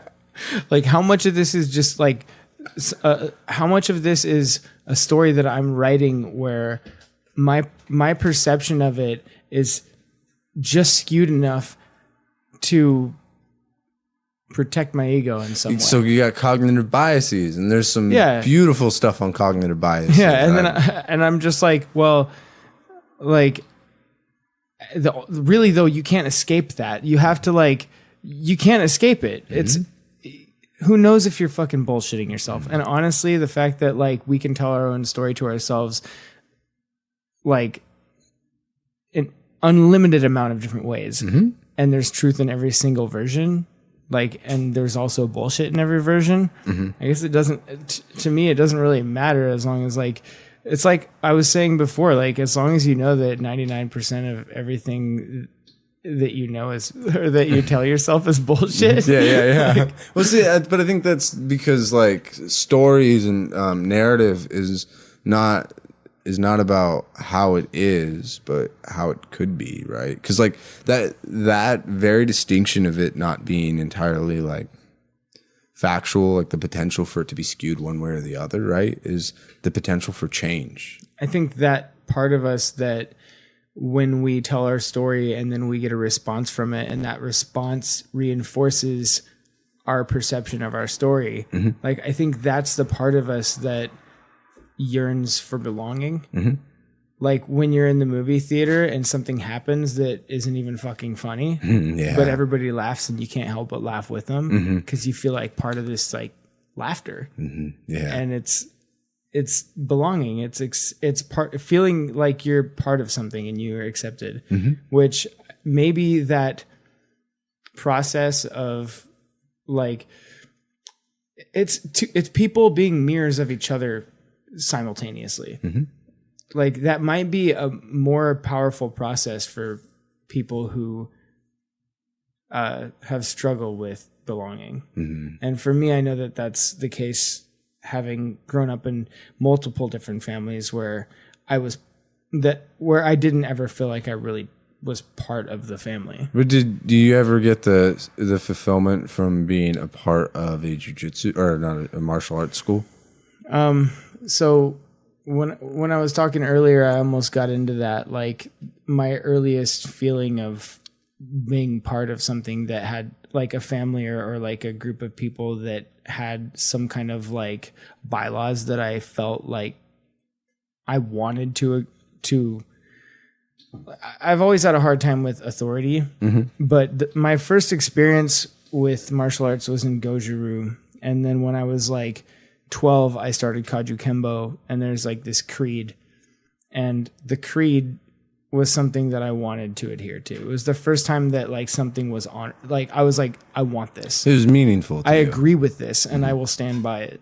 And it's not because somebody's like, and now I consider myself an anarchist, which most people are like, oh, doesn't that mean you aren't going to follow any rules? It's like, no. If I made a rule for myself that I was always going to disobey, like that's not anarchy. Anarchy is like, if you look at my life, I'm not fucking in jail. Like most of the laws that exist, I happen to abide by them of my own volition because they happen to not conflict with my own fucking values. But anyway, my first experience of like really being part of a group of people that had structure and discipline, and where I felt like there were people around me who I could actually look up to, because I had such an issue with authority figures because I wasn't taken care of. I wasn't cared for. Nobody fucking earned my respect. And like as a kid, nobody could get me to fucking do anything because it was just some fucking asshole who didn't care about me who was trying to get me to do it. And they'd exercise authority instead of respect and responsibility. And when I found myself in a place where the people around me were honorable and did give a shit about me and demonstrated that by spending time with me, trying to help me improve myself, not just like physically, but like emotionally, and like we're there for me. Like that is such a huge part of my life that when I like stray from martial arts, which I have for a couple years at a time here and there, like I fall apart. That structure has to be there. You see, and that's where I found that it's like paramount to an individual's growth, and regardless of who you are and where you are. And that's where I take like these kids, right? Is I see these experiences when I get like, I'm in the school, I'm contracted by the school. So I work for another company and I come into the school as a third party. So I don't have to listen to the teachers. I don't have to listen to any of them. So I'm there, and if they don't want to do work, okay. As long as I don't do anything illegal, right? And so like I completely try to find out like prospect what the kid likes, and you find like kid wants to do spin on the bar and kid wants to run, and then he basically, the kid I work with, if you try to get him to do 5, the whole goal is to do like chapter 3, checkpoint 1, right? And there's like 20 questions in there. Well, we couldn't get this kid to do 20 questions. He's like 10 years old. And we're going to do 5 questions. All right, let's do 5. And then we can go, once we do 5 and it's been, and when 1 o'clock rolls around, we're able to go and take a break, which is what he really cares about. And like when you try to do that, you're like, oh, I ain't going to do these 5 questions. He'll do like 1. Like, and he's fully like, in terms of a person, like you wouldn't understand that he'd have like a dysfunction, I suppose. But then you get to like question 1. He's like, oh, man, this is not, you're like, this is this answer. No, that's wrong. Let's work on this. And he's like so ashamed and insecure and embarrassed, that he'll get up and he'll try to punch me and try to like fight me or try to stab me and stuff like that. And then I'll have to de-escalate the situation. How old is this kid? 10. Oh, shit. Yeah. A teacher's locked herself in a classroom before, so that the student couldn't get to her, and she called the police. And he was trying to stab her with scissors. And he's given me a black eye twice, but like, but that was only because I wasn't paying attention. That was my fault. Not paying attention. It was only because that's like, what I say in sparring. It's if I get punched in the face, that's my fault. It's because I had what too much. I was afraid of hurting him. Yeah. And then I realized that I didn't have anything to be afraid of because I'm not the person who would hurt someone. Mm-hmm. It was such a weird thing. Like I had low self-worth where it's like, uppercut, and I'm like, I don't want to like grab him all weird and like, I don't know, bam, oh god, okay, you know what? And then I just arm drag and do all the things I'm supposed to, and and using martial arts in the right response things appropriately. Mm-hmm. But anyways, so like that stuff happens. Like literally, this stuff would happen 3 times a day. Shut the lights off, try to stab me, shut the light, or turn around and try to run out, and you try to get him, and he tries to punch you or throw like sometimes fist-sized rocks at you, and like. I got to the point though where I developed like figure out what he wants, prospect. I'm like, oh, this kid likes running kind of, and he's interested in that like pull-up bar. It's on the playground, but he's afraid of heights. So like I use that scenario. I built a community where he likes the high schoolers, and they kind of like doing physical things. They tried to get me to be a PE teacher, but they would start to come over on the bar, and he would spin, and he would show them, and he'd always ask me to catch him, the kid, because he's so afraid of being like 4 feet off the ground, which I would never like, kick him down, but like, but I'm like, yeah, it's all right, man, because really it is like you're afraid of. It's all relative, right? I'm afraid of things, and I'm embarrassed and ashamed, and he was there, and I saw that, and I try to help him, and I catch him, and it's like, it's really hard to hurt someone who is the only respite from your fear and suffering. And I don't have to say that, but that's how that happened. And over time, he stopped calling me stupid, stopped hitting me, stopped being violent. He started trusting you. Exactly. And they've never been able to get him to do anything other than that. And that's why I was saying when I was a kid, I didn't have any respect for authority. Nobody gave a fuck about me. As soon as I understood that somebody did, I was like, oh shit, I want to learn from this person. And that is the thing where like you could flip. And like, that's not where I wasn't thinking I was trying to fix him or any of that stuff. I just realized that, I want this kid to do math and read because I want him to be competent so he can have a good life. That's what a good life looks like, blah, blah, blah, blah. And the teacher's wanting me to do that, too. So I'm like, yeah. And then I'm like, this kid just wants to hurt me. You know what? Screw all of this. I just want to get to know this kid, and I'm just going to get to know him. If he doesn't want to do work ever, I don't even care. I don't even care if he's incompetent. Like, if that's really what he wants, that's what he wants. And if he shows anything else, I'll be ready every day. But that's how you have to respond to adults. Yeah, that's how you have to respond to people, not even just to people. That's how you have to respond to yourself. Yeah, for sure. Because you'll have even those days, and like if you kick yourself down when you're really not feeling it, you're going to really create some emotional turbulence that'll, cause dysfunction. Or if you let yourself completely slide, you're going to cause dysfunction. That's one of the things that I was really fucking around with when I was doing that isolation for all that time. Mm-hmm. And I'm like, all I want to do is I want to be the guy who shows up and does the thing like that he sets out to do, that he commits to. Mm-hmm. Like that's really important to me, but I wasn't. Mm-hmm. I wasn't doing it. And it was like I would be inspired, and then I would be like, oh fuck yeah, I'm gonna do it now. And I'd feel like doing it, but then I'd set the bar so high for myself, I became the authority figure. And I was like, but you don't fucking care about yourself, so fuck you. I'm not doing it.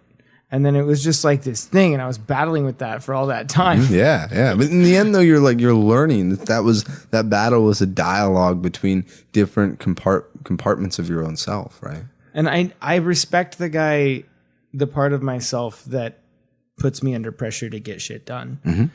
And I also respect the part of myself who needs to trust that person. Mm-hmm. Yeah. Like, so it's a line. It's the middle way, right? It's a fine line between on both of those ends, because either one of those on its own in its extreme is harmful, but adjusted appropriately for the situation and for the day, right? It's optimal. And that's even with the kid, because the kid that kid's fucking violent, man. Like there's no way to get around it. He's not gonna not want to be in like a fighting scenario. What do you do? Martial art. Come on, man. Like, and that's like, who's gonna make him more violent? It's like, no, he is violent. Yeah. Let him be violent in an appropriate way that you manage all this shit. Like, yeah. And because that's the thing is like, there are these aspects of who you are as a character, and you are never going to make them go away. You're just going to change how you interact with them. That's it. It can be a little cabin on a mountaintop somewhere where you go and isolate yourself to face your shit. Yeah. Or it can be a padded room where you get fucking locked in there and you're forced to face your shit. Mm-hmm. Or you can put yourself in a cage where you can't hurt anybody except for the other guy who's also putting himself in a cage to face his shit. Yeah. And there's a really fun book. Well, I guess I don't know why I'd characterize it as fun, but I very much enjoyed it. I got to read it again. It's A Man's Search for Meaning by Viktor Frankl. I read that in high school. Yeah, I love that book, and especially with like logotherapy and how like what is it that people have an inherent desire for meaning, and like especially for dysfunction, like you overcome all of the things that you've struggled with, like the difference between how you'd overcome them and then someone else would submit to them, right? And just be in dysfunction for a very long time or for their whole life even, is like they didn't have a sense of meaning that made it worthwhile to bear your burdens. The sense of meaning is in the suffering. Yeah, That's exactly. the thing. It is. Nothing worth having isn't worth suffering for. Mm-hmm. And like, oh man. Well, actually, no. I'd actually disagree in some fashion, because like I'd agree that the meaning is within the suffering, but where people can get into a conflict and arrive in some form of dysfunction, not all form, but a lot of them, is with pleasure seeking. Because like you have pleasure seeking behavior where you eat pizza because it's good. I talk to my son about this all the time. It's like you eat pizza because it's good and it makes you feel good. Well, after you do the thing that makes you feel good, you will feel bad. So that's a different type of suffering then. It is, exactly. And it's not, but what it is though, is it's not being able to bear the responsibility and the burden of enduring the suffering, so you give way and choose the greatest amount of pleasure that is the most accessible with the least amount of suffering. But when you do that, almost every time when you do that, you will then, suffering will ensue, because like you drink a lot, you get a hangover, right? You do a lot of coke, you do some meth. Like I've looked it up. If you try meth and you try to go off on it for like once every other weekend, right? Because I was just curious about my sister, like, because I'm like, well, maybe I'm judging her. And then like once every other weekend, even that will cause autophagy, where your body's breaking down. But the meaning is still in the suffering, because pain is a messenger, and eventually you'll get the message, and the meaning will be there, and that's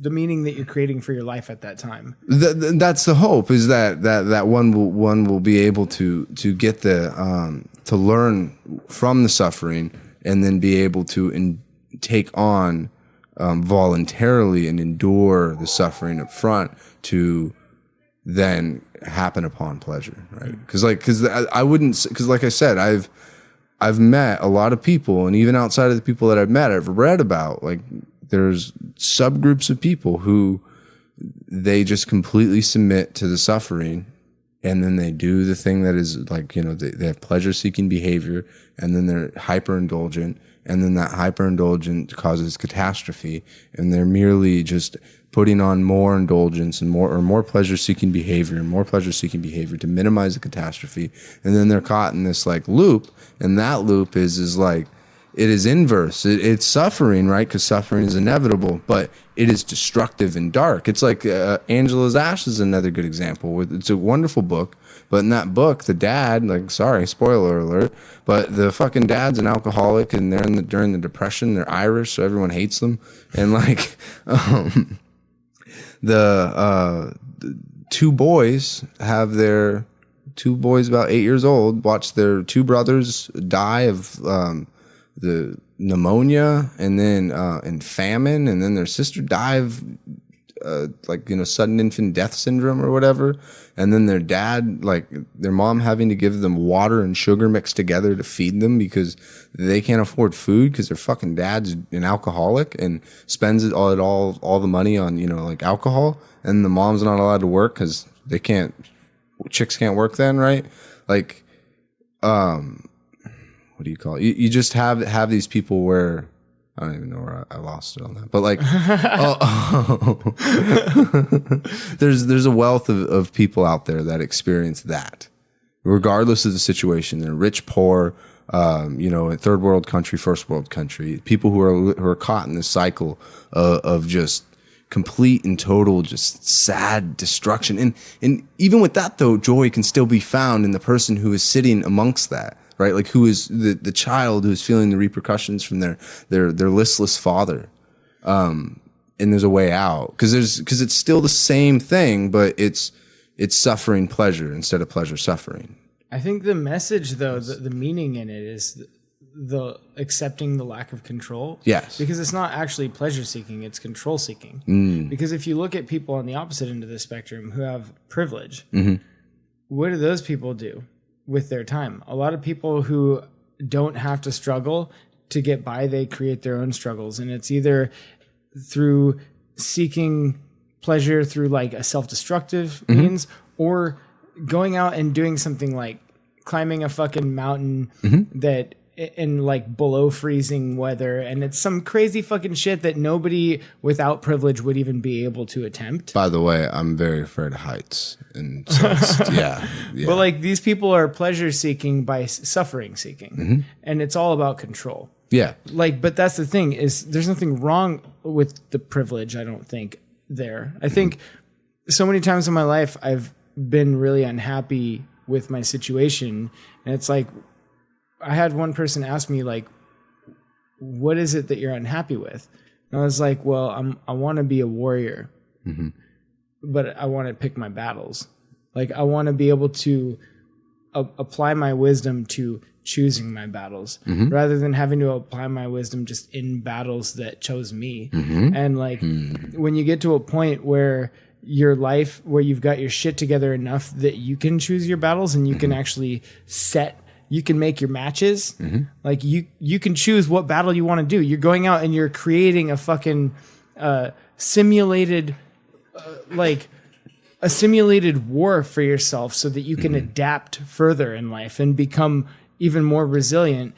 Like when it becomes a game and it's just like of your own, you're concocting these ideas and then actually making them real. Like that is fucking privilege, but there's nothing wrong with it. That's beautiful. It's beautiful and it's encouraged, because that's the thing, is like when I see someone who's literally riding the fucking short bus to hell in that sense, like they're just having a really hard lot with life, and it's like, oh dude, if you want to come and like do any of these things that I like to do, like give me a place on the way there and I'll pick you up, kind of thing, right? I'm happy to do that, because the whole thing that I've come to terms with in my transition from being in one perspective of dysfunction and then the other, still dysfunctional, but just I have a different cycle and different form of meaning, and like I voluntarily seek out discomfort and suffering, and it's like putting more weight on the bar once you've adapted to it. Exactly. And that's what they had with the whole like Viktor Frankl's Man's Search for Meaning thing, is like, you know, when you find something that is meaningful to you, that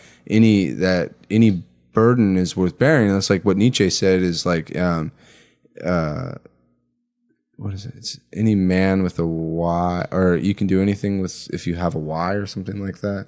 I don't fucking remember what it was. I think in the parking garage, though, it regardless of whether you're pleasure seeking or you're suffering seeking or whatever, I think it all comes back to the same place because you're control seeking. Yeah. It all comes back to like this. I cannot satiate myself. I cannot satiate this. I see. I've seen like so because the hedonic treadmill. Yeah. Because I have a friend and she's a mountaineer and she used to be an alcoholic, and she's very much of the mindset of like once an alcoholic, always an alcoholic. And like with mountaineering is she just like picking more and more mountains to send and sending bigger routes. And like, you can very much see that the same thing, the same foundation or the same path that she was walking with an alcoholism perhaps could be put onto mountaineering. Because it's very positive. She leads like nonprofits, takes addicts up there and like has a high success rate of taking addicts mountaineering. And they're like, oh, I love this. Nope. And then they go and they mountaineer more.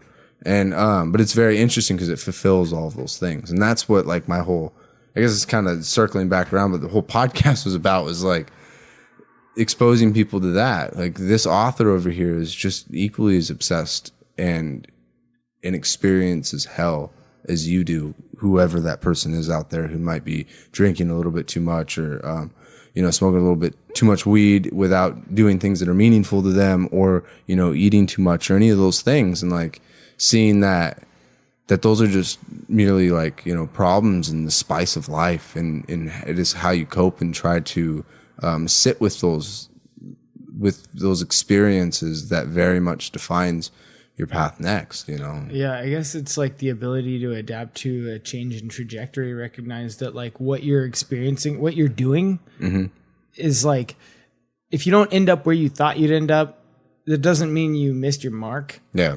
It just means that like, you never fucking end up where you think you're going to go. That's the thing, is like whether you're pleasure seeking, control seeking, suffering seeking, or in that hedonic treadmill or whatever, like when you're going around the parking garage, when you're rock climbing, whatever you're doing, you're setting goals for yourself and it's like the next biggest thing and you're always trying to get better. It's like, once you get there, how fucking good do you actually feel? Or do you just like get there and you're like, oh, what's the next thing? Yeah. Like, because I think the problem is where when you look at that thing as the end all fucking, like that is the goal. Like, I guess that this is the thing that's going to make me who I want to be. You said earlier, death isn't the end. And you said it never ends. Like, that's the nature of the fucking parking garage. And like the control seeking is like usually because we want to get to this point where we're finally fucking happy and like paradise. Yeah. And it doesn't fucking exist. And accepting that like a change, that when you get there, it's not what you thought, or maybe sometimes you get somewhere that you didn't think you were going. The change in trajectory or the unexpected fucking obstacle or the like unexpected fucking location on the map of life. Like you're charting unknown territory, and that's a beautiful fucking thing. But when you're looking for familiarity and control, it's daunting as fuck. Yes, it is. Do you ever meditate? Yeah. You ever have that feeling that, there's feelings like your emotions, like, how I feel or what I'm experiencing, happiness, fear, anger, sadness. And then there's like the observer, right? Where the one that's observing, like, oh, I am happy. Who's the I, right? Like, you ever get those moments, and they're rare for me, but where you have so much space between the feeling and the one who recognizes the feeling. Like, you're so detached from the feeling itself that you can almost look at it as if it were another object that you can look over and turn over in your own hand. Yeah, I love that feeling. And to know, to play with that and to try to understand like the experience, even the experience of like nervousness, right? Like to be able to hold enough space so that you're not overtaken with nervousness, but you can like see your body react with nervousness, right? You can see like, oh, you're like, oh, how's the crowd look? I'm in a room, right? And there's all these people in there and I'm watching a comedy show and I'm going to go up and I'm nervous. And one time would be like me completely entrenched in nervousness. It was like, I wonder what they're going to think of me. I wonder how my set's going to go. Oh, what that person's looking at me. Oh, maybe I should scoot over. Someone's behind me. Like all these things, right? But then there's like those other moments where it's like, I'm nervous. So I feel my body have tension and I'm like, oh, well, you're a little tense. And then like, I want to dart like my eyes, like I want to look around the room and I'm like, oh, you kind of want to scan the room right now. And I don't though. Like I'm just there, like kind of feeling it out. And I'm like metacognition. Yeah. And like that level of awareness, right, which is fleeting for me, is beautiful. And I try to take comfort in that because much like when it is hot or cold, I'm still Will. Like not even my identity. I'm this person who's observing, who's a witness to this moment. Mm-hmm. Right. And like learning to be sad and to be sad. And that's like not even that it's okay. It just is. It is sadness and it is fear and it is anger and it is happiness. It feels so good. Like it feels so good to be able to be with that and like observe it and not let it completely take you over to where you try to control it. Right. Yeah. And like, I try to explain that to kids in a variety of ways. It's fucking almost, I don't even know if I can curse on this, but no, you can curse. It's okay. It's fucking impossible in the sense that, of course, I can't just explicitly explain it. It's hard for me to even understand. I only understand in like narrative and like, but trying to get them to understand that because I watch them. Kids are so obvious, man. I try to get them to go from like here to across the street. I don't know. I can barely measure like 100 feet, right? And like it's up an incline, pretty steep ass, like steep incline. Like you got to sometimes put your hands down there in the mud so you don't slip and fall onto your knees, right? And like the whole time, they're like huffing and puffing. And then I see their faces and they're like, why are we doing this? And then like, oh, I can't believe I'm done with this. We got to go through more, like all of these like experiences, right? And it's just their body, because their body is not used to this. And like from an outsider point of view, it's way easier to just like watch this and be detached from it all. Dude. But like that serves me every fucking day, the ability to do that. Like at work, I deal with high pressure situations pretty frequently and I work with people like adults who have behavioral issues and like I'm like or in high pressure conversations that I would have avoided just a couple of years ago, like being able to tune into my own body and be like and recognize what's happening and then having the tools to like be able to respond to it and like care for myself in that moment and still communicate calmly and have like the wherewithal to like think what is the right way to respond to this verbally and like I learned that from martial arts, from being in the ring and before fights, learning how to like calm myself and the ability to calm myself in the ring as well, because like my lower body would go numb. And also like, from like fight or flight response, like my adrenaline and shit, like my body would like, my footwork, my rhythm in the lower half of my body didn't match up with the rhythm of the upper half. So it was all fucked up. Yeah. But also like I sing and if I'm tense or nervous, I can't sing in front of people. Like my voice just doesn't cooperate. And there's so much, like so many little micro adjustments that you have to be able to make while you're singing it. And I can't even tune into it because my anxiety and nervousness and like just the tuning into my body in that moment and recognizing like what you're talking about, like being that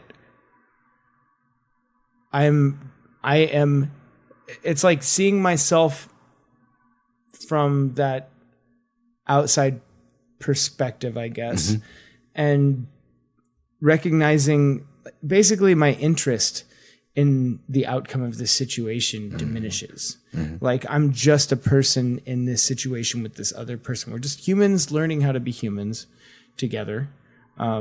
In this high pressure situation, and I have no interest in winning. It's just like a learning experience. And how can I calm myself right now? Because like I want to learn and I can't learn if I'm not calm, and I want to be curious and I want to like connect. Like it's all about connecting, even when I'm in the cage with somebody. And I just, it's been one of the most powerful tools for me to be able to like, to feel my heart rate and feel I feel it happens all the time. Like when I'm in bed at night and shit, and I'm like supposed to be sleeping and I realize I'm holding my breath. Like, why am I not sleeping? And then I realize I've been holding my breath and thinking about shit that makes me anxious. And I'm just like, oh, and I'd like have this like detached moment where it's not detachment. I'm present with myself, but I become the person who's holding me.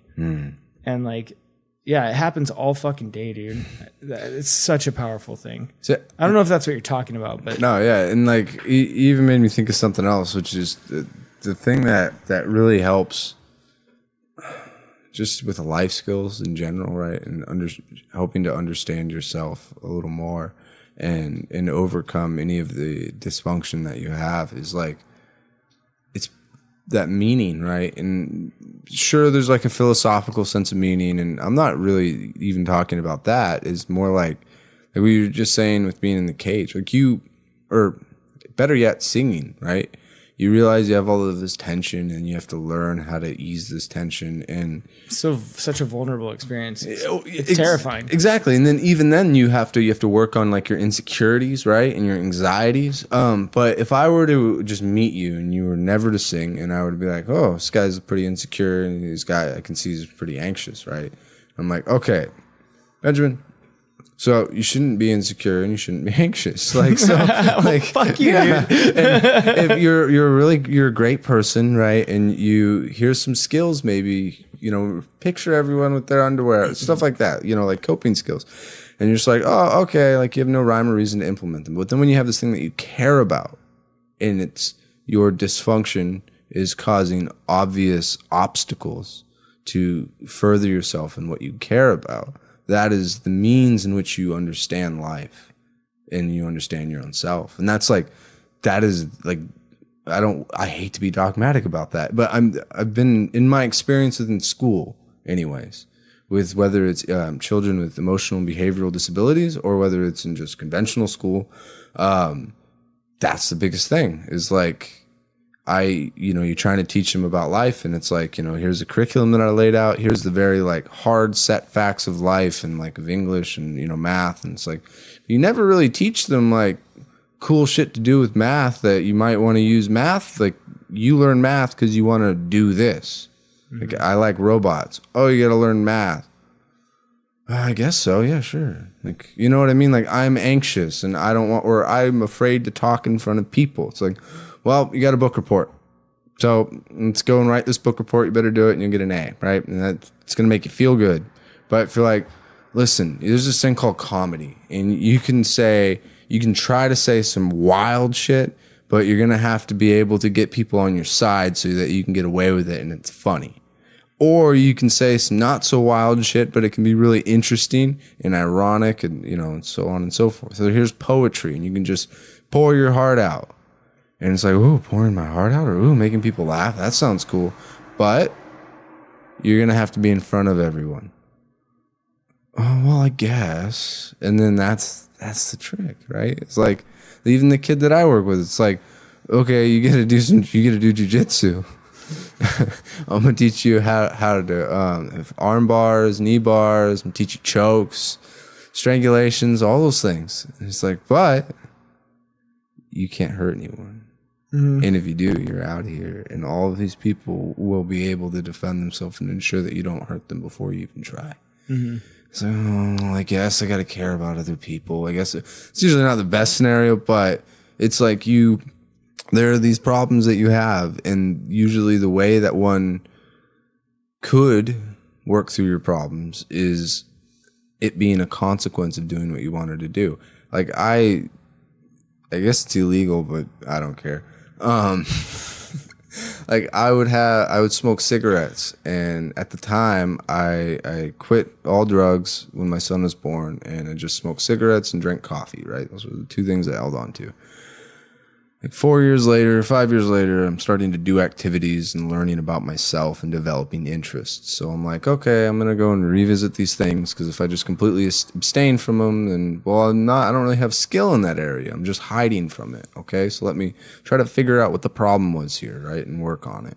And then, I work on it, and I get to, doing certain drugs that I find like useful tools, like psychedelics, and not even just useful tools and enjoyable experiences that are value to me and that don't cause me long-term harm, right?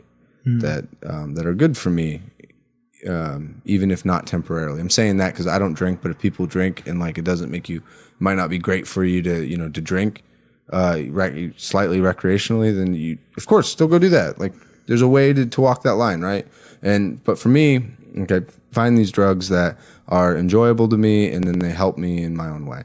And I start doing those, and I'm doing martial arts, and I'm like, well, these drugs aren't causing me any issues, but I smoke cigarettes still, and fuck, man. Like, what if what they say about it, smoking cigarettes, about it impeding your cardiovascular skill is right? Like, I've been smoking since I was 11, and I hack up like phlegm 365 days of the year, and like all the time. I get sick all the time, feel like shit. It's hampering my immune system. Yeah. This is how good I am at all the things that I do now. How much better could I be? Exactly. And that's what it was. Because like I tried to quit smoking cigarettes in the past, and I just struggle. And like this time, like, well, if I stop doing this, then yeah, maybe I can be better at this. So then I go take mushrooms, and then I have like this whole experience where I'm out in the desert, and I see these rocks, and they look like, I'm scared of snakes. They look like snakes. I'm like freaking out. I take a big heroic dose, and by myself, and like a heroic dose. Yeah, I took an ounce. So like, holy shit. Yeah, and I've been taking mushrooms for a moderate amount of time, and I wouldn't recommend anyone doing that or being alone, even for that matter. But I got my own shit. Don't do what I do. Yes. So I was out in the middle of like the desert or whatever, and I see all these rocks. I think they're snakes. I'm freaking out, and like just having a difficult trip. And then I come back to my car, and I'm like laying down in my car waiting for it to go away, and I'm like smoking my my e-cigarette like vigorously, and I just like think about it, and I'm like, when I'm away from it, if I leave it at my house, no matter, I've driven 30 minutes back to my house and then continued on my trip again. I've added an hour to my trip time because I left that fucking thing in my house, and I'm like. And every time you get nervous, you smoke it like a lot, right? And it even distracts you from doing the thing. And like, look at you now. You're out here supposed to have this good time and like enjoy yourself and get some introspection. And like, you're just sitting here obsessively smoking this thing and like playing with the smoke. It's like, what does this really do for you? And then I come out of it and, the next day, and it's like, I look at it. I'm not really interested in it. And from there, I just put it away. Don't necessarily attribute it to like the mushrooms entirely, but it mainly had to do with the realization that what I wanted was more important than what this thing was doing for me. And like, it was a mindfulness of what it's like. I feel like we go through life like experiencing all these things like what you're talking about non-consciously. And that's true. I mean, like the majority of our processes are non-conscious, like of our thought processes. And like, we've been talking for like 20 minutes now about mindfulness. Yeah. About like having those moments of mindfulness where you recognize these non-conscious things. And now you're able to reflect on your own habitual thoughts. And I mean, I believe that feelings and thoughts are behaviors because they're habits. And the beauty of that is that those are all malleable things. And like in that moment of mindfulness, and that was an extended period of mindfulness because of what you were doing with the mushrooms, like you were able to transform yourself. You were able to take advantage of that malleability. Yeah. And I helped push myself further to just deal with the same problems that I've been dealing with, but in a context that is a little more sufferable. Right. It's like, I want this. Like, and that's what I have to do with running a lot, man. Cause like, I don't know. I think I hate running I sometimes. think most runners hate running. Because That's what they love about it. Yeah, it's dude, so I do the trip out to Stehekin. I make the attempt out there. I'll just make this fast, but like I go out there and it's like supposed to be a 45-mile day, and I haven't put in a 45-mile day in a little bit. It's because I've just been caught up with like climbing, hanging out with my son and stuff, and being unemployed, and like. And so I'm like, oh, okay, because it was harder when I had work and stuff. It was so much easier. My son had school, because then I could like build it around there, and I had a lot of more free time with running because he'd be in school and I'd still be out of work, right? Or I'd get off work early, whatever. And like, I'm out there and I'm doing this run. This happens so much on these fucking long runs. I get up at midnight, and then I get everything ready. I leave. I get to the trailhead by like 3 a.m. It's going to be 45 miles and 7,000 feet of elevation gain, and then down, right? And basically, Stehekin is a town that you can only get to by foot, boat, or plane. It's on a hiking trail called the PCT, which goes from like Mexico through the United States up to Canada. And so these people who are hiking this trail, they're the main people who go into this town every year. So it's like any kind of like fantasy book that you would read with like fucking tropes and shit coming through, that would be like the town in the modern day for it. And like, so I was super excited to go out there. It sounds fun. It's 3 a.m. I feel pretty good. And then I start running, and like, within, I don't know, hour and a half, right? Stars are out. I'm out in the mountains, and it's beautiful. I'm loving it. And then I hit a stream. I hit a river, and there's no way to cross the river. It's like 3:30 in the morning. No way to cross the river. It's about hip height, and it's rushing. I'm like, I don't want to turn around. So I try to go through the river, and I'm like scared because I don't want to get pinned under a rock, and I don't want to get sucked down the river. So I found a way to like safely navigate it. But the water is at hip height while I'm not wading through it, trying to pin myself. And like, all I have is sheer terror. And it's like, why am I doing this? I want to give up. Like, this is like absolute suffering in the sense of just fear, right? And like, why would I come out into the middle of the mountains? I could have just, stayed home and not driven 2 hours one way to come out here and do this. This is fucking horrible. So I have all this doubt, but I push through and I keep going. And then I hit a part in the trail where it's so overgrown with bushes that go up to my tits, I guess. You can't even see the trail. And so I'm pushing through it. It's 5 a.m. The sun's starting to break. And this is when I'm starting to climb. I'm at like mile, 10 or something. And now I'm mile 8. But all this stuff's wet. And I didn't expect that. So I just had like kind of shorts and a shirt on. I'm used to the cold, so I kind of dress. I had stuff in the back just in case. But all of it's wet and it's cold and it's dew. And I'm just like, by the time that I get through it for like 5 miles, I can wring out my shirt. I can wring out all my shoes. I was only able to walk the whole time. My calves are burning, and I'm at mile like 16 now. The sun's up. It's like 6 a.m. And now I have to go down 2,000 feet and then climb 3,000 feet. Climb another 2,000, right? And all I wanted to do is go home. It sounds like fucking nap time. It was, and that's what it was. Like my legs, they were getting sore. Running I was able to run the downhill, but then when I had that last like 2,000 to 3,000 foot climb, my legs were burnt. I wanted to stop a lot, and the only way out was back to my car, which was like 12 miles away and 2,000 feet up, and then 3,000 feet down, and then like another 1,000 feet up again, and I'm at my car. And like, all I can think is that I wanted to cry and lay down and just not stop. And I was just like, I would rather have been rock climbing. Even right when I got out of my car that morning, I was like, I'd rather have been rock climbing. If I could do anything, I'd want to rock climb. Like, that sounds like fun. But then I'm at that point, I'm wanting to cry, and I push through it, and I go up and go down, and it gets bad, and then it gets good because I create like these coping mechanisms, and I have these conversations, like inner dialogues, and like breakthrough, like psychological breakthroughs where I'm like, this is the best ever. And then I'm like, this is the worst. I do that like at least 10 times over that whole time. And like, there's one point where I would stop a lot, and they call that the death march, where you're like, you're kind of walking and you're doing everything you can. Yeah. And I'm like, the longer it takes, the longer it's going to take to get back. So you need to go back now. And by the time I get to my car, I'm like, oh, thankfully that's done. I'm never going to fucking run again.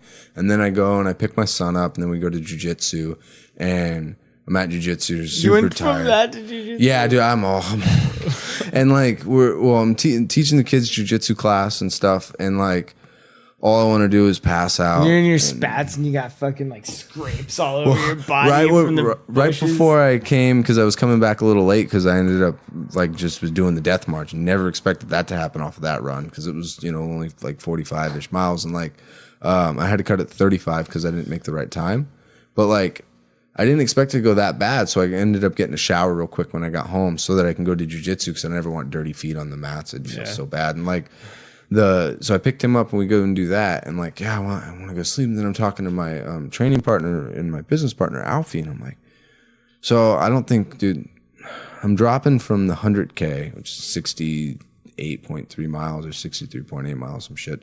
It's a circumnavigation of Mount St. Helens, for a trail run. Like, I'm dropping that down to 40 miles. Fuck this. I can't do this. I don't ever want to do this. I'm not going to run over a marathon anymore. This is it. And I'd rather climb and then do jujitsu. No. And then, I was in a good mood though. It was a great trip. It was beautiful out there. And then like the next day, like my legs weren't sore at all, nothing. And, I wonder what other trips I can plan. And I'm like, what is wrong with you? Because this happens every time on this long shit. And I'm just like thinking about other trips, and like itching to go out for a run. And I'm just like, this is fucking weird. And then I think about it too. And I'm like, do you even like the wilderness? Because you go out there and you try to get back to your car as fast as you fucking can. Like, and I just still can't figure out what I'm doing. But the biggest thing that it is like, there's no other time where I suffer. Okay, so that between that and rock climbing, there's no other time where I suffer greater, except when I was immersed in dysfunction. Mm-hmm. And because like rock climbing, I'm afraid of heights, and all I think about is that I'm gonna die, and fuck, dude, I feel like we need to do an episode absolutely, too, because like there's when everything that you say, I just feel like I could respond to like. I'm like, fuck, that makes me think of another thing. Yeah. But it's been 2 hours and 7 minutes, and I gotta get some sleep for okay, tomorrow. to wrap this up, yes, I always do this. Is there anything that you would like to, like a thing that you would like to plug, or just like a concept that you really want to put out there for anybody who might be listening, like a thought experiment or anything? Nice thing to remember is it's not what you do, but how you do. And we all have dragons to face. So. Cool. Awesome, dude. Thank you. Sweet. Thanks, man. Yeah, sorry about that. That's fun. Sorry about what? I don't know. I always run long.